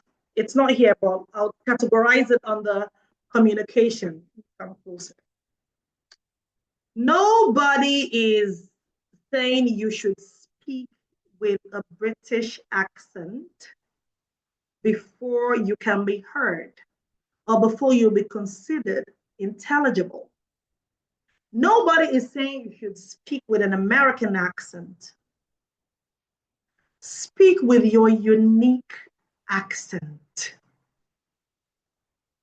For those that did not understand the meaning of the name, you know, people don't think deeply when they hear accent. Speak with your unique accent. As long as you can be heard, as long as you're clear, as long as you're using the right stress placement, the right intonation, the right pronunciations, you are good to go. Everybody wants to be heard. That is why we have this test called IELTS. Because they don't want you to go to their country and you're battling with hearing them or you or them hearing you. Right? IELTS will not judge you based on your accent. No, as long as you're clear, you're good. So you want to learn to speak eloquently. When you see people take training programs on elocution, it is not because they want to form fune, no, like we'll call it. It's because they want to boost their speaking skills. They want to speak with confidence, with eloquence, with charisma. They want to stand out from the crowd because they know that this is the way the crowd speaks, but I want to stand out. I want to speak differently. You understand? So all of these things will boost your self-image, your eloquence, the way you dress, the way you gesticulate, the way you sit, the way you walk, your executive presence. All of these things will boost your personal brand and self-image. We move on to, this should be the last slide. Creating visibility online and offline. Yes.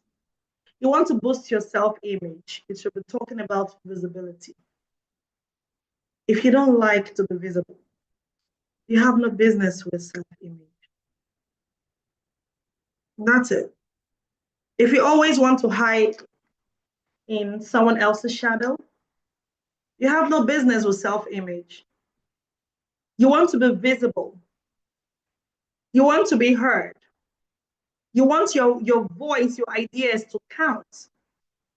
Being visible is not just by making people see you. It is being heard as well. How many times did you see, what's his name? Chinua Achebe. But he's visible. How? From his works. He's visible from his works. You don't have to see him face to face for him to be visible. He's visible from his books. You can be visible doing what you are doing. You mustn't be in the communication space for you to be visible. You mustn't say, "Oh, this is I'm not not into public speaking. I'm a software developer. No, except you don't have any business with visibility, and that's okay. But if you want to be visible, then you have to do what it requires. Be active and consistent on professional social media platforms that will help your career growth, such as LinkedIn. For those who attended the ADCN conference, when I spoke, I was so happy, or I am so happy to see that many of us are beginning to take LinkedIn seriously. Yes, I can see how, and I will always like, for the ones I see, I will always like. I don't want to mention name, but I think one of them is here. I've seen the growth. Let me tell you something. You see, one like on LinkedIn is equal to 50 likes on Instagram, and is equal to 200 likes on what's the other one? Facebook. Do we understand?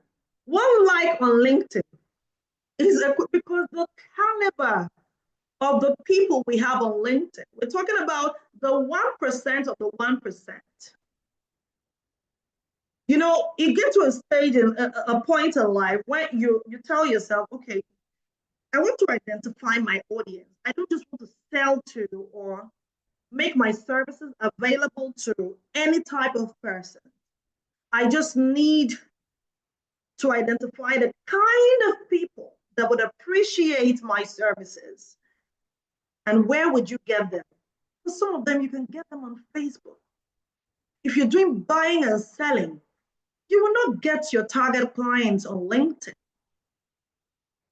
If you're into business, coaching, mentorship, you will get your target clients on Instagram, on LinkedIn. When I say business, I'm not talking about the buying and selling kind of business.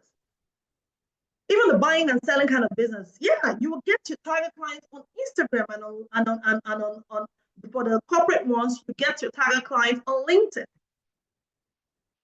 right? So you need to identify where your clients are and you sell to them. So back to professional social media platforms that would help your career as your career growth. You know, when we talk about career, we're talking about the white collar jobs, the 9 to 5s, and the remote workers, those that work from home, and all those people that do things that would elevate their career, that have jobs. You understand? Yes. So if you really want to boost your career growth, join these platforms. We're talking about creating visibility rather, and don't be silent. All of these things we're saying is intentionality.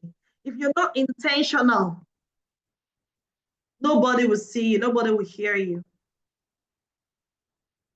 So that is it. Get featured in newspaper publications. We're still talking about visibility. I know some of us, we still want to, I don't want, it's okay. If that is the way you want it, it's okay. But if you crave for the visibility, do those things I'm telling you. Get featured in newspaper publications. You don't have to wait for the news to come to you, right? You don't want to say, oh, what news is there about me? What makes the news? People. Are you a human being? Yes, you can make the news. Feature in newspaper publications. Get someone, they are looking for you. They are looking for you. There's one that does, I think, something blue. With 30,000, you'll be on the papers. You understand? Look for because when you get that ideal client, by the grace of God, I got a contract to train a governor in Nigeria. I don't know how I did it. It is not me. I know it is God. I don't know what they saw in me. Do you know the background checks they would have done? Do you think he would just call you to say, just call anybody to say they want to be trained by that person? Do you know the background check? It is just a Google search away. Google, tell me about Catherine Onyejiaka.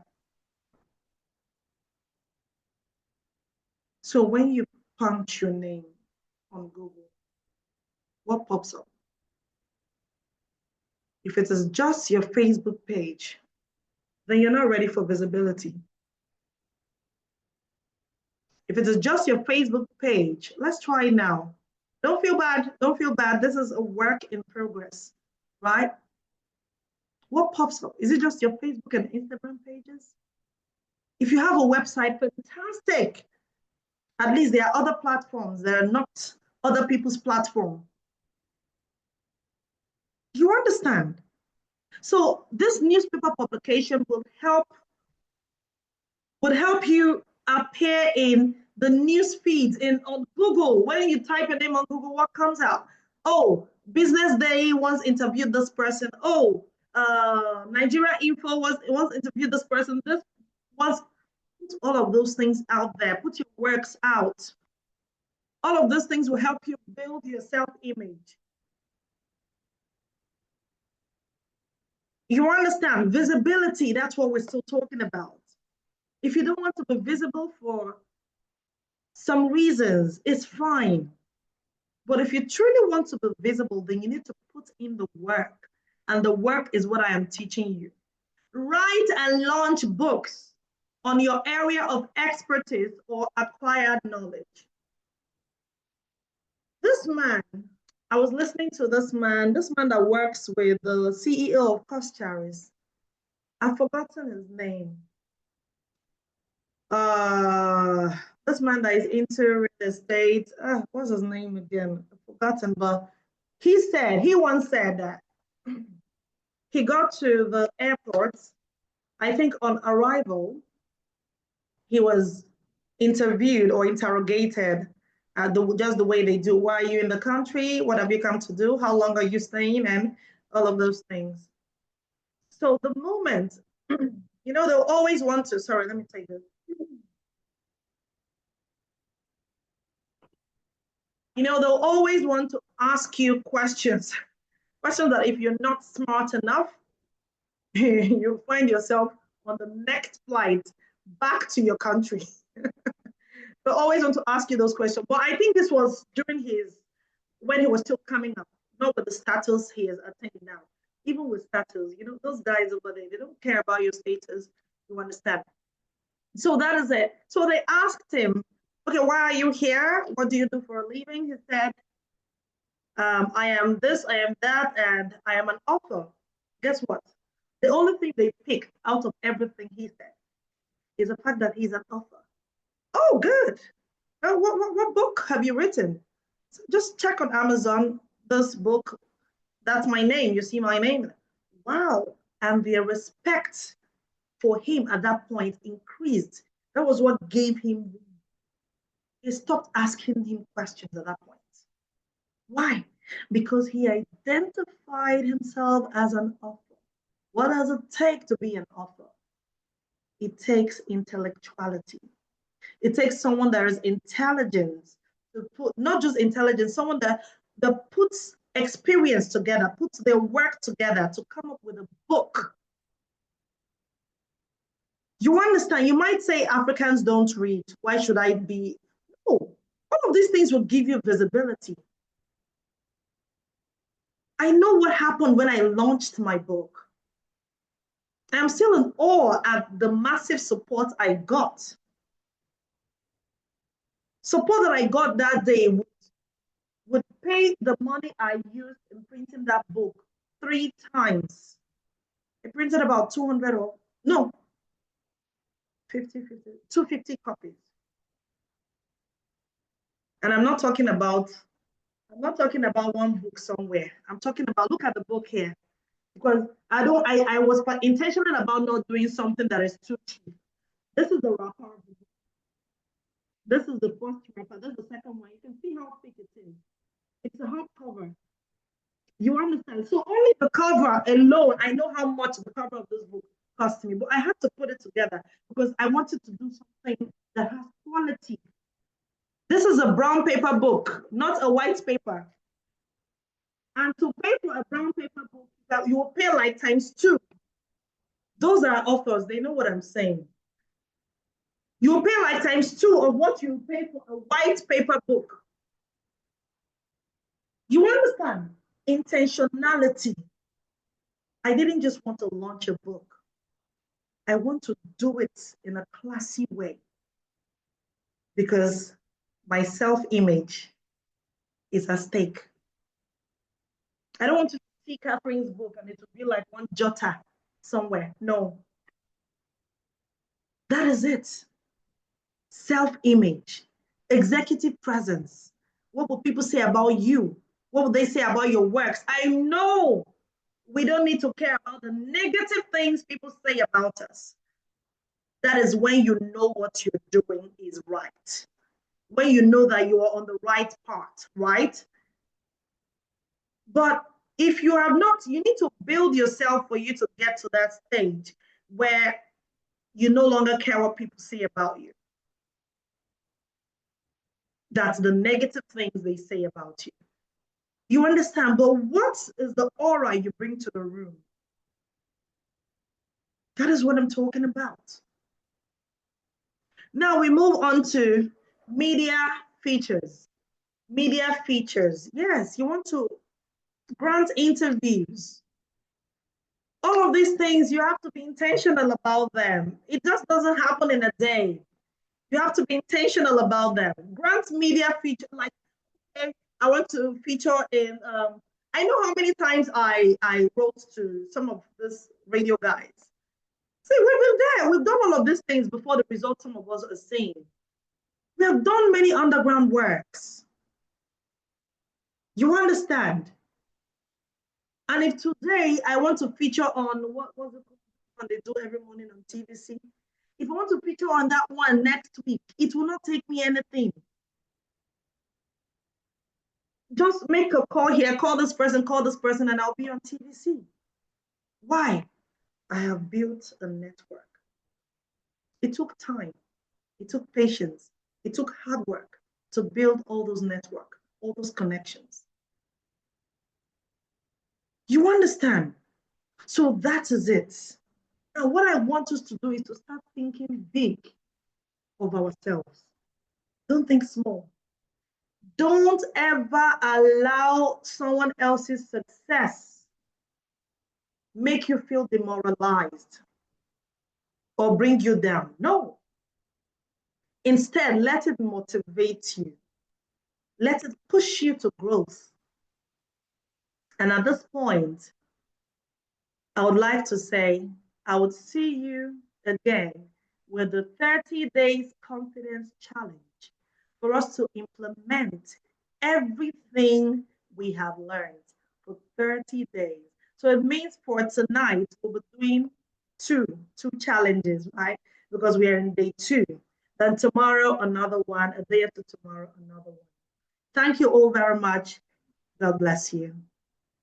Thank you so much. It's been an amazing time at the Path to Success conference virtual series. But sadly, you know what they say, every good thing, they come to an end at a point or another. So Please, I it's need the kind of questions, sad. please. Questions.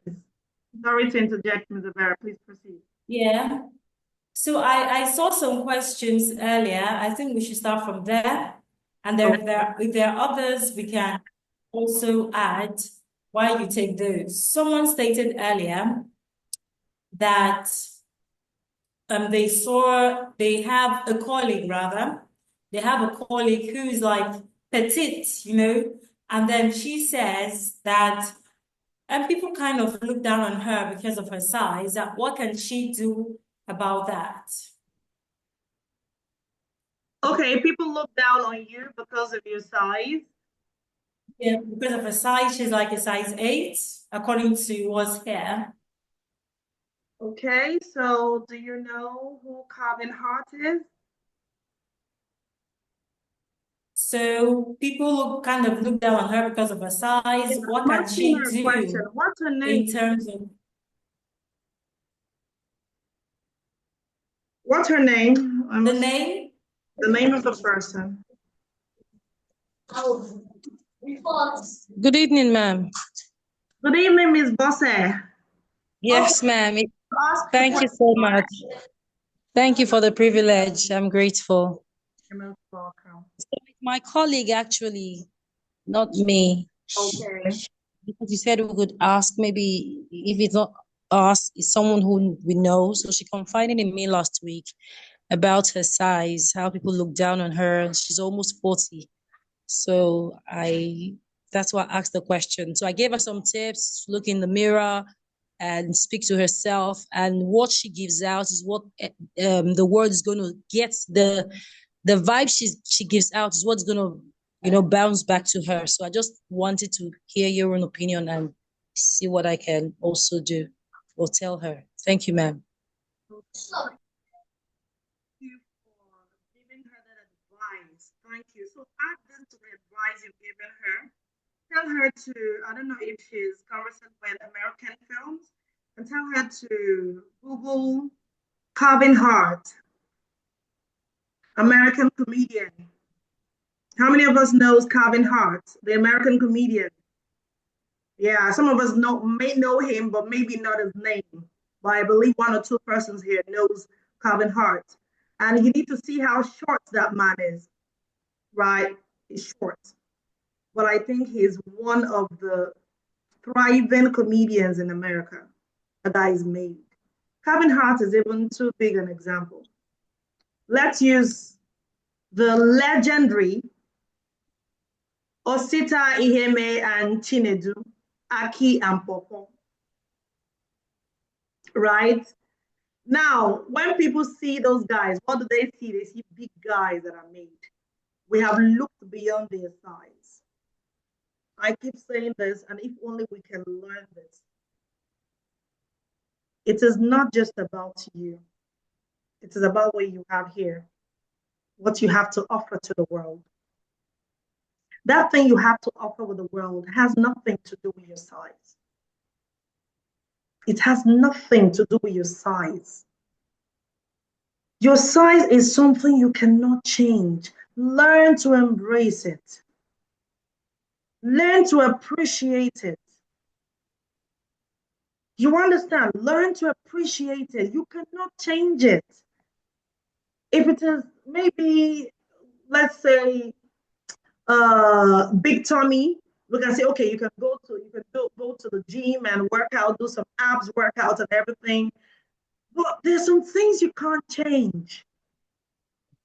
Let me use an example. Somebody here has a bald head. Okay. Okay. What a wonderful example. But I've never seen hair grow on that head. And I love the head the way it is. Mr. Barrett, you're laughing, eh? Okay. Change it. There's some things, don't work yourself up over things you cannot change. Worry about the impact you have to make in others. And when you start seeing yourself as being responsible for others, that is when you start growing. Remember, I told you, that's when you start growing. So tell this person that there are so many people that are short and are doing very well. Very well. The people that are tall. What is haven't you seen people that are tall that are not even, when you're too tall, they'll still tell you, oh, you're too tall. Some they call them long and they begin to feel embarrassed. Exactly. Yes. So you can't have it all. You can't have it all. I have so many people that You are gave an example of one. All right. Thank you very much, Ms. Catherine. I'll have to come in here. okay, please Thank you for introducing me in this manner. So, ladies and gentlemen, here is sorry. the bald-headed man taken. speaking. No, it's okay. No offense taken. That's Mr. Emeka, my husband and my colleague. Oh right. my goodness. So at this moment, I'd like to say a big thank you to you, my one and only wife. I'm sorry I'm saying this way. Thank you, my lovely wedded wife. And to all of you, everyone here who's taken part in this wonderful journey. Like I said, it's a journey. It's not a destination. Today marks the last day of the Path to Success conference. Yes, it's a conference, a virtual one per se. Even though this day marks the end of it, it's just this series that is coming to an end. It will continue. And I am glad to know that we in any way did not disappoint, even though some natural things might just want to come in the way to disrupt the flow of everything. But we, on our own part, did not disappoint. We tried as much as we can to get you the best speakers in different fields that you can find. And these people, I'm sure, gave you more than what you expected. We don't have money to give to you. Now, even if we do, how many of you? Okay, that there was a time we went out, all out, trying to see how we could be of support to people. Yeah, well, I don't know if I should say this. We'll buy stuff, food items, go out into the streets, give these things out. But how many people can you reach? How many people can you, how many times can those things feed them? Maybe 4 days, 5 days. We've been doing this over the years, but it's not all about giving people food. It's about equipping people. And that is why we decided to come up with this. And this is what? The third series? Whoa, the third series. And this will not be the last. This will not be the last. And I'm looking forward to having another one before the end of the year. I'm sorry you just getting to hear from me for the first time. I've been behind the scenes. Okay. So this is like the third, and I'm sure we'll be having a fourth. And as time goes on, we'll grow. And it's good to have you all here, seeing how desperate you all are, wanting to gain wealth.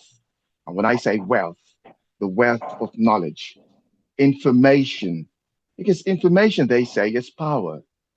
Power. Power attracts wealth. Power attracts every positive thing you might want to think of. And here we are, and empowering you. So what I want to say as my parting word is, you see, everything you've learned here, they shouldn't stop here. Now, this should just be the beginning of that growth you've always wanted for yourself. And as long as you are putting into practice every single thing you've learned here, I bet you can only grow. You can only grow. And the more you grow, I have one thing to tell you. Do not dim your light. Never, ever dim your light. Look at this. There will come a time when people around you, you see, by the time you keep putting all of these things into practice, making sure that you want to make yourself a better version of yourself, there are people who are used to you, your friends, neighbors, colleagues, family members, people from different walks of life that have known you over the years. Many of them would see the transformation. And guess what? Many of them will not be able to cope. Have that in mind. Because there will come a time when people will make you, yes, they will make you feel that your standards are too high for them. They'll make you feel your standards are too high for them. I'll say something in that regards later. And when they make you feel that your standards are too high for them, they will tell you, some would even be bold enough to tell you that you expect too much, you dream too big. Your dreams are too big, or you demand too much excellence from yourself. But guess what? It is not you demanding it from yourself. You're demanding it from them. As much as you're demanding it from yourself, you're also demanding it from them, and they can't cope with it. And guess what? All of these things will end up discouraging you if you give them a listening ear. And some will even tell you that you're dreaming too big. You're doing more than you can do. You're biting more than you can chew. But guess what? They are right. They are right. Remember what Miss Catherine said earlier? She said, if you can't be scared of your dreams, then you're not dreaming. If your dream is not something that will make you feel like, whoa, this is too big. This is too big, then you're not dreaming. So when you have people telling you your dreams are too big, you're expecting too much, you're biting more than you can chew, they are right. And that is because your standard is not meant for them. The standard you're aiming at is not meant for them. It could be financially, it could be in the way you choose to live your life, it could be the way I don't know, the list is endless. But whatever way you choose to develop yourself, when you find people complaining, it could even be your spoken English, you know. And when you talk about spoken English, it's not me, it's not unique accents promoting the English language. No, we are promoting professionalism. You may not know what you are gaining when you are an eloquent speaker. You wouldn't know. You wouldn't know. I'm sorry I had to scream that out. It opens doors, like it can open the biggest door you can ever think of. Trust me. I'm a living testimony, but don't let me go in there. Okay. Floor. Sorry, what did you say? You can go in there. You can go in there. You have the floor. No. We're running out of time. I never planned to say all of we these. are ending by 10 today. We've not even By started 10, questions 10, and answers. 10. How many hours do we have to 10? I'm sorry. Okay. 33 minutes to go. 33 minutes to go. Okay. So the thing is, the list is endless. Okay. If your standard is not made for a set of people, you just have to move away from that circle. Okay. Your circle should not be as small as writing the letter O. If you find yourself in such circle, move away. Okay. So your standard is for you, and it takes only people who operate at that level you are aiming at to recognize that standard of yours. And it takes only such people to encourage and move along with you. You see the others that will pull you back. Trust me. So you see, life is all about elevation. Life is all about growth. Life is all about becoming the best version of yourself in all ramifications, in everything you can think of. Okay? So when you set a standard for yourself in your career, career more especially, well, none is more especially everything, your career, your personal values, even in your relationships. It is a reflection of that person you are striving to be. That person you were striving to be or to become is the standard you were setting. So don't think it is arrogance, because some people will call it arrogance. Some people will mistake it for arrogance. Some would know, but they just want you around them. And because they want you around them, they will drag you back. They'll try to discourage you. So it's not arrogance, it is self-respect. That's all I can say. It's not unrealistic. It is what? Understanding your worth.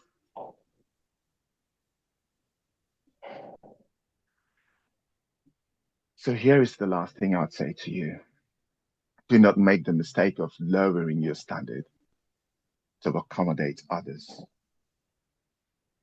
And by so doing, you will be dimming your light. Never dim your light. Ensure that everything you've learned in the course of this fruitful week, put them into practice. Coin them in ways that will suit you, that will because there is no one size fits all in doing all of these things. Yeah, we have the standard which has been dished out to you. These standards have been dished out to you. Make them your own in ways that work for you.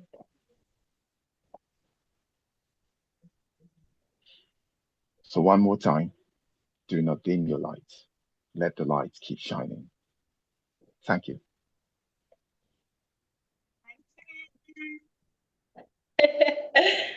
Thank you so much. I'll never dim my light. Okay, do we have time for more questions? Anyone with questions? Let's take the questions. I can use the microphone.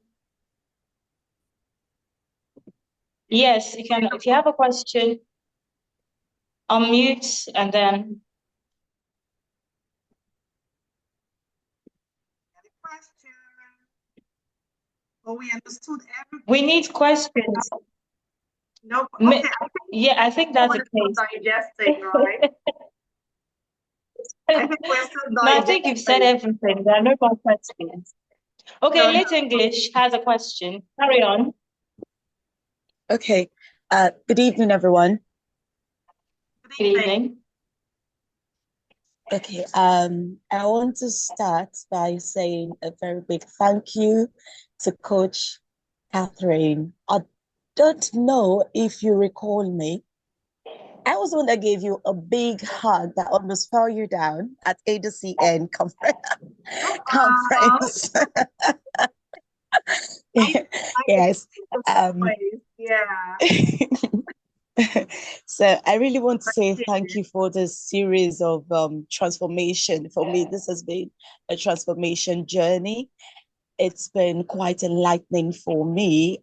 And today I've written almost 6 pages.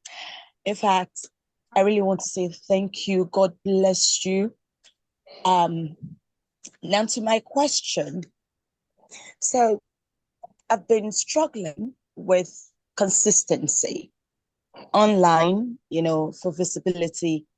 And just when I decided to be more consistent, to keep doing it, putting it out there, it just looks like the whole nature. It just looks like nature was against me. I've been sick since January, been treating malaria. It comes and it goes. And once I'm coming out from it, and just I post like 2 videos, it's like I break down again. So I don't know. I spoke with someone yesterday and she said something about mindset, but I'm still trying to unwrap what mindset. I'm still strong. That's why my voice is quite cranky. So she said something about mindset, and I've been trying to unwrap how, because I know I want to grow. I want to put it out there. There was something you said at ADCN conference. You said people won't know who you are if you don't come out. They won't know what you have if you don't put yourself out there. And that's what I want to do. But each time I start with I do something 2, 3 times, it's like everything is fighting that consistency. Procrastination sets in. I'm like, okay, because you said something this evening. You said you're quite strong and you had to prepare the slides during the night time. And that just struck me.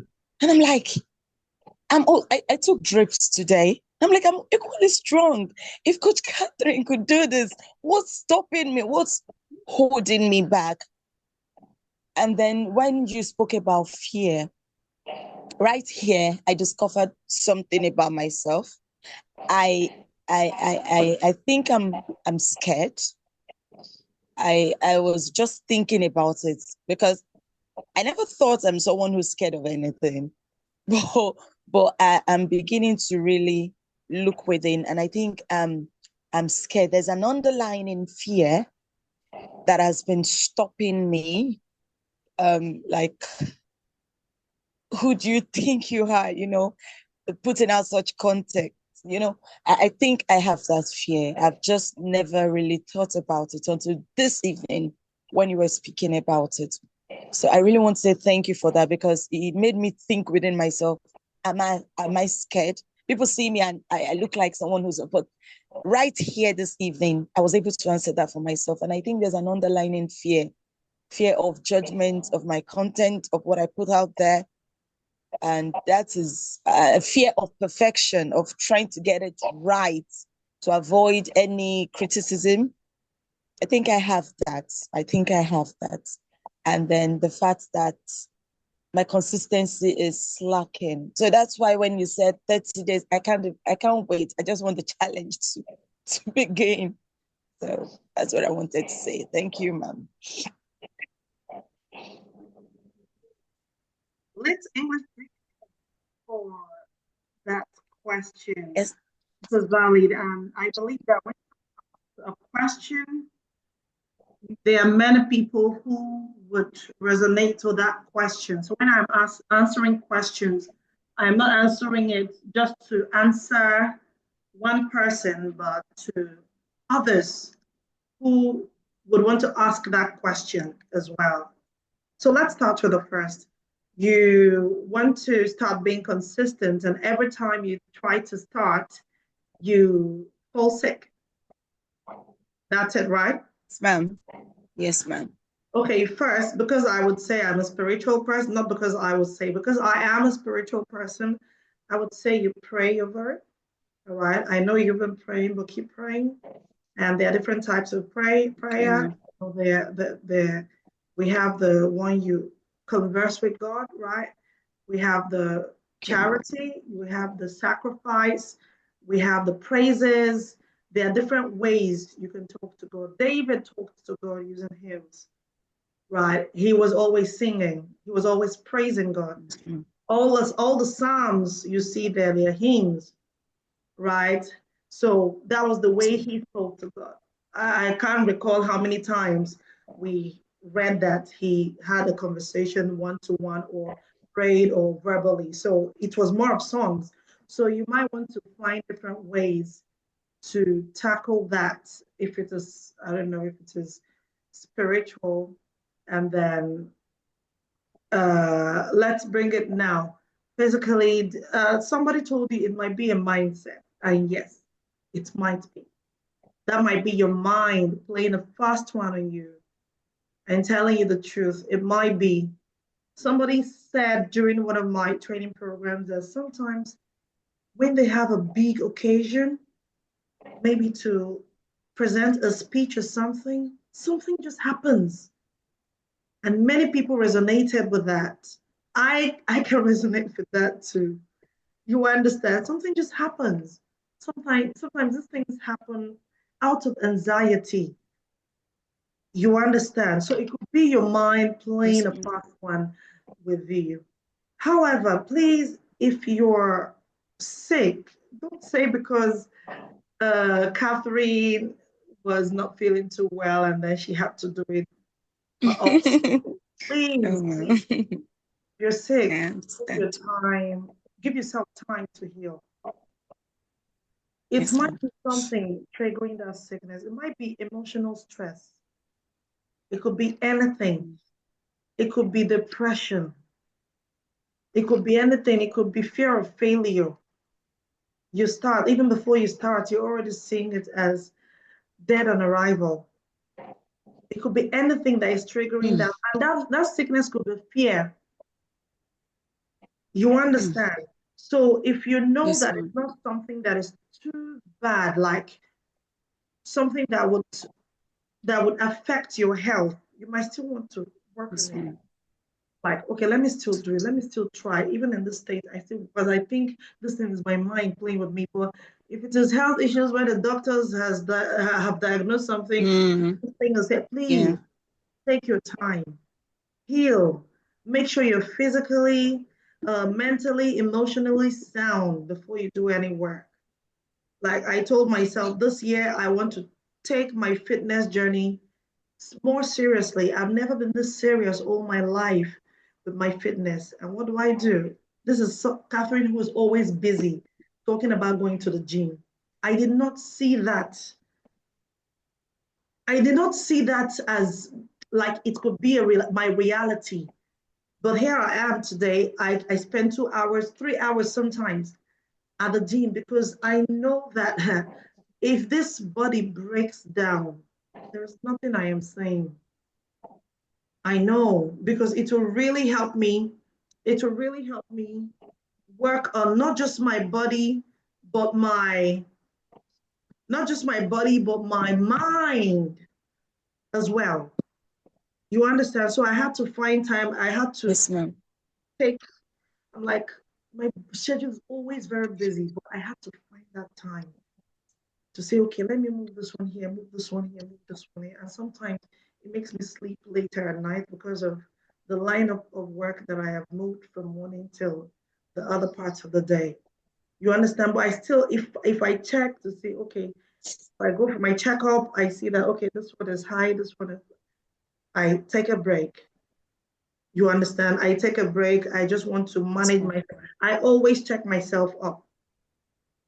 So because once the body breaks down, every other thing breaks down, plus the career, plus the goals, the dreams, and everything. You understand? So please Yes, prioritize ma'am. health. It's very important. And when you feel you are okay, let nothing stop you.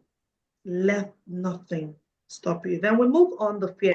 Mr. Emeka, I'll give you I'm time sorry, to. can I say something? I'll give you Yeah. time. Can you hear me? Yeah, can you hear Can you me? hear me? Can you hear me? I can Yes, hear ma'am. you. Yes, sir. Yeah, just give me. Okay. Let me just. I just want to say something few in addition to all you've All right. mentioned. Um, yes, I would like you to know, Liz, I'd like you to know that being, fear is a normal thing. Okay. Sir. Fear. Sir. It takes you to be human to have fear in you. So if you don't have fear in you, then you're not a human. So what I'll say is it is normal to have fear in you. But what is Yes. abnormal is not having the ability to control it. That is not normal. So if you have any sort of fear, Yes, ma'am. don't let the fear to take the greater part of you. As long as you know that the thing you're doing is the right thing, move on with it.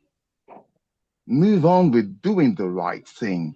If you talk about the videos, the fear of the unknown, would people criticize it?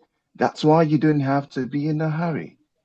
You create a video, you create a content, take your time to screen it, your time to go through it. Don't just do it and post it out there. You have to be sure. And when you are sure of the right thing, then why do you have to be afraid? Yes, ma'am. Okay. So as long as Yes, what sir. you're doing, you're on the right track, keep doing what you're doing. Don't let that fear to hold. Like I said, it's human to have fear, but it's up to having fear to take a greater part of you. Just keep doing it as long as you what's right. Move on. Okay. So that's all I have to add to what Miss Carpenter said. Thank you. Thank you, sir. Thank you, sir. Were you here when we started? Yes, ma'am. Okay, you were here when I read this, right? When I read I came in when you were reading the first page about deepest fear as child of God. That was when I took some seconds to look within, and then I was, for the first time, I'm actually admitting that I do have fear. admit before now. You didn't know that you have fear issues. No, now. No, ma'am. No, Oh, ma'am. we're on the It right never seemed like it. It never seemed like it. I'm the church admin of my church. I do a lot of things. There's a school I'm helping. My last place of work, the school owner is in the UK. I still help her overseas from time to time, checking on what they're doing and assess. So it never occurred to me that I have any fear at all, at all. Oh, I came in when you were reading, as a child of God, you playing small does not serve God. No, that was what I jotted down. And then you were talking about fear at that moment. And that was when it really struck me. And in just a matter of seconds, I looked at myself and I was like, I'm scared of something. I'm scared of something.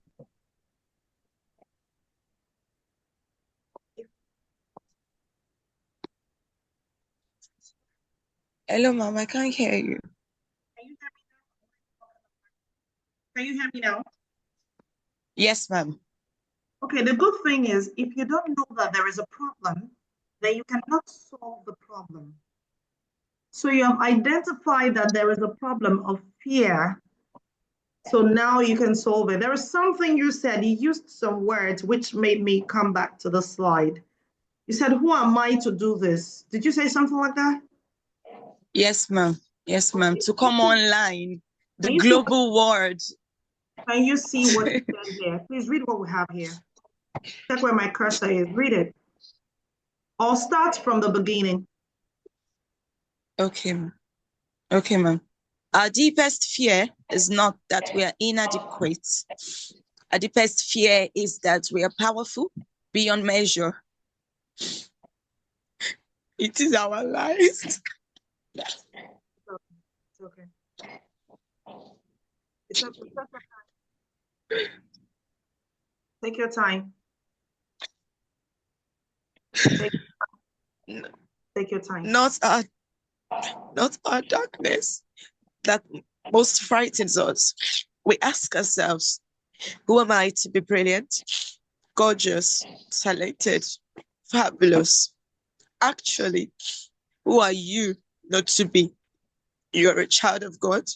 You're playing small, does not serve the world. There is nothing enlightened about shrinking so that other people would feel insecure around you. We are all meant to shine as children do. We were born to make manifests the glory of God that is within us. It's not just in some of us, it's in everyone. And as we let our own light shine, we unconsciously give other people permission to do the same. As we are liberated from our own fear, our presence automatically liberates others.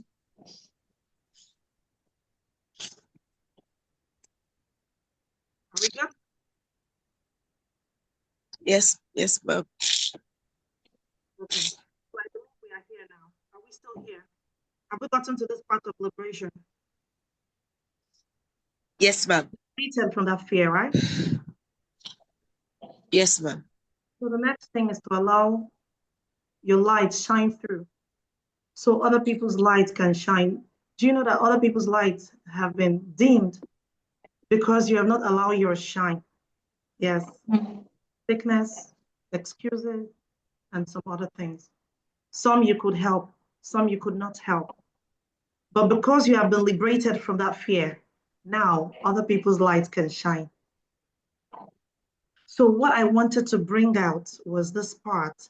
Who am I not to be brilliant? You asked the question here, who am I to be this? Our deepest fear is not that we are inadequate, is that we are too powerful beyond measure. You understand? That is the fear. That is the only reason that will bring about who am I to be this. Somebody. It's because you're somebody. That is why you ask yourself, who are you to be this? And look at you, so beautiful. Even after breaking down, you're looking so beautiful. Right? So, that thing called fear, please let it die today. You see those people that are saying that you're scared of and you feel they might talk down at you or talk down at your work, please ignore them. Do you know what they say about empty vessels? Yes, ma'am. Complete it. They make the loudest noise. Make the loudest noise. No, they are empty vessels. Anyone that is not talking you to your growth is saying rubbish. Don't give them that chance. See, protect your space. Protect your space. Protect the kind of people you allow in your space. Because you're powerful beyond measure. Not everybody can contain your power. Not everybody. There are some places I go to, I don't talk too much. Not because I don't know how to talk, but because I don't want that. I don't want that. Just stay on your lane. Because I know that when I become too familiar, they would corrupt what I already have here. So just stay on your lane. You understand? So protect your space, your power, your measure.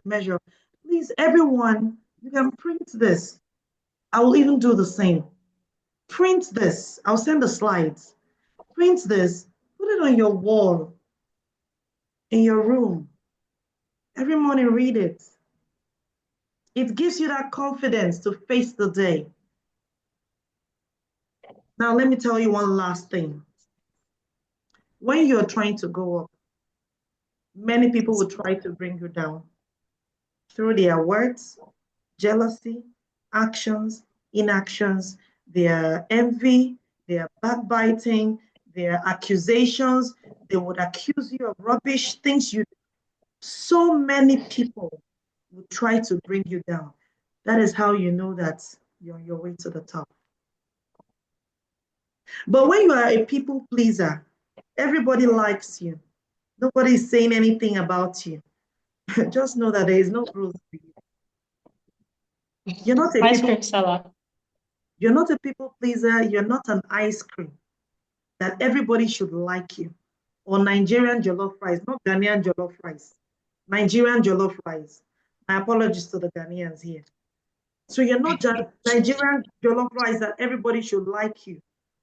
You are somebody who is there to follow protocols, follow rules, say what you have to say without fear or favor. Whether they would say clap for you, it is none of your business. You have said it. When it comes to confidence, you need to put yourself first. You know, I told you when it comes to public speaking, it's about the audience. But when it comes to The people. you put yourself first. Because it is that confidence you have in yourself that will lead you on.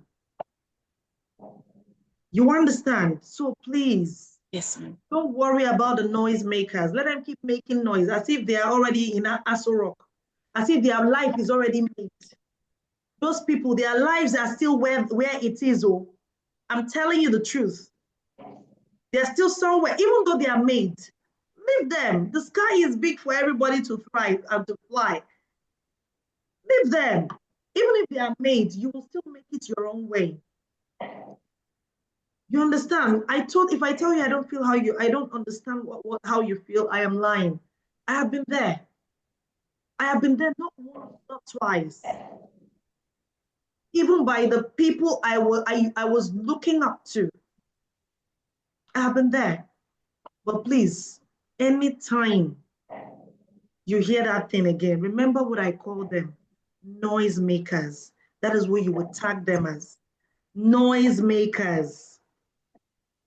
Protect your sanity, protect your environment, protect the people you give access to even say anything. Protect yourself from listening to those people. Protect yourself from granting them access. That's what I mean. Granting them access to even have that avenue or that opportunity to say those things to you. All right. So thank you very much. Thank you. And I just want to believe that. Thank you, ma'am. It's going to be success all the way. I wish you all the best. Any other question, please? Thank you, ma'am. Thank you. Yeah, someone gave an acronym for fear. False evidence appearing real. Yes, that is what fear is. False evidence appearing real. It's false. All right. Thank you so much, Lit Diction. So, any other question? Any other question? Any other question? Does anyone have any other question? Or are we good to go? We're tired. 3 hours sitting. I understand. We're tired, and I really appreciate the fact that we still have this number. It is not easy. It's not easy. We have really done well. Thank you so much. I'll be relinquishing Ms. Ebere at this point. If you have more questions, please. You can Okay, someone has a question. Okay, Ms. The floor is yours. Okay, I don't really have a question. I just wanted to give my own definition of fear that I put on the chat. I said false evidence appearing real. So with that too, whenever you feel you are afraid, you just tell yourself that it's a baseless fear because it's just appearing real, but it's not actually real. That's why I say false evidence appearing real. That's just a contribution. Thank you. Thank you so much. Thank you. So we can see these are people that have gone through that phase. You understand? It's not just one motivational speaker telling you something that you've heard for different conferences. These are people that have, passed that phase, and we're letting you know that it is the truth. False evidence appearing real. That is what the devil uses to cajole people, that fear. All right, so Ms. Ebere, you have the floor now. All right, thank you everyone for participating in that. I would also like to read out what someone else has said regarding this matter. Someone said you may want to get an accountability partner, which I think is necessary. So for those times that you're feeling down, you have someone to hold you accountable to say that, oh, you promised that by this time you'd have done this and that and that, okay? And I think for your fear of perfection, there is something someone taught me or said to me that I strongly believe and stand by. Whatever is worth doing badly at first. Okay, so it's worth doing well. That's a popular saying we all know. But at first, it's worth doing badly. There are people who you know better than, who just went ahead, put themselves out there, and then they are making a difference in the world. So how much more stop allowing, it's because you're smart, it's because you're intelligent. That's why you're feeling this fear. Let me just tell you, it's intelligent people, it's smart people who are like, am I getting it right? Am I getting it right? They are the foolish ones, the foolish in quote, they'll just go out there and do it, Everything is because you're intelligent, it's because you're smart. If that's what you're afraid of, your fear is actually an evidence of your smartness, of your intelligence. All right. So I think that will bring us to the end of this amazing discussion that we've had the privilege to partake in. Thank you, everyone, for your patience, for your participation. We stayed through from 7 p.m. up until this time. It has been an amazing and transformative journey. And I am sad to see you all go, but hopefully we'll connect more on the group. So I can't wait to connect with everyone there. Thank you so much, everyone. And we'll see you all. Okay. My book, Pick Out Your Way to Success. process. It's just, it has been 5,000 naira for 2 years. So dollar is not affecting this one. All right, you can get a copy for 5,000 naira, the soft copy 5,000, the hard copy 5,000 naira. Okay. Not like this, it's wrapped. You know, it comes with a good packaging. You would really like to read it. Now, advice: don't read it once, read it 3 times, 4 times. All right, so it's 5,000 naira. If you need it, you can just put on the chat that you need it, and we'll send a copy to you. If you would want to send a delivery person to get it from us, fine. But if you want us to deliver it to you, then we'll have to get the delivery fee and send it to you. You need a soft copy. You don't need to bother about delivery fee. All right. So thank you, thank you, thank you. Thank you so much, everyone. Thank you. We'll see you all in the WhatsApp community. I'm Ebere Emmanuel saying have a wonderful, wonderful night, friends, everyone, and an amazing week. Bye for now. Bye from here as well. Bye, bye, bye. Remember, we have an assignment. I'll post it on the platform. Bye. Oh, yes. Thank you so much. Bye.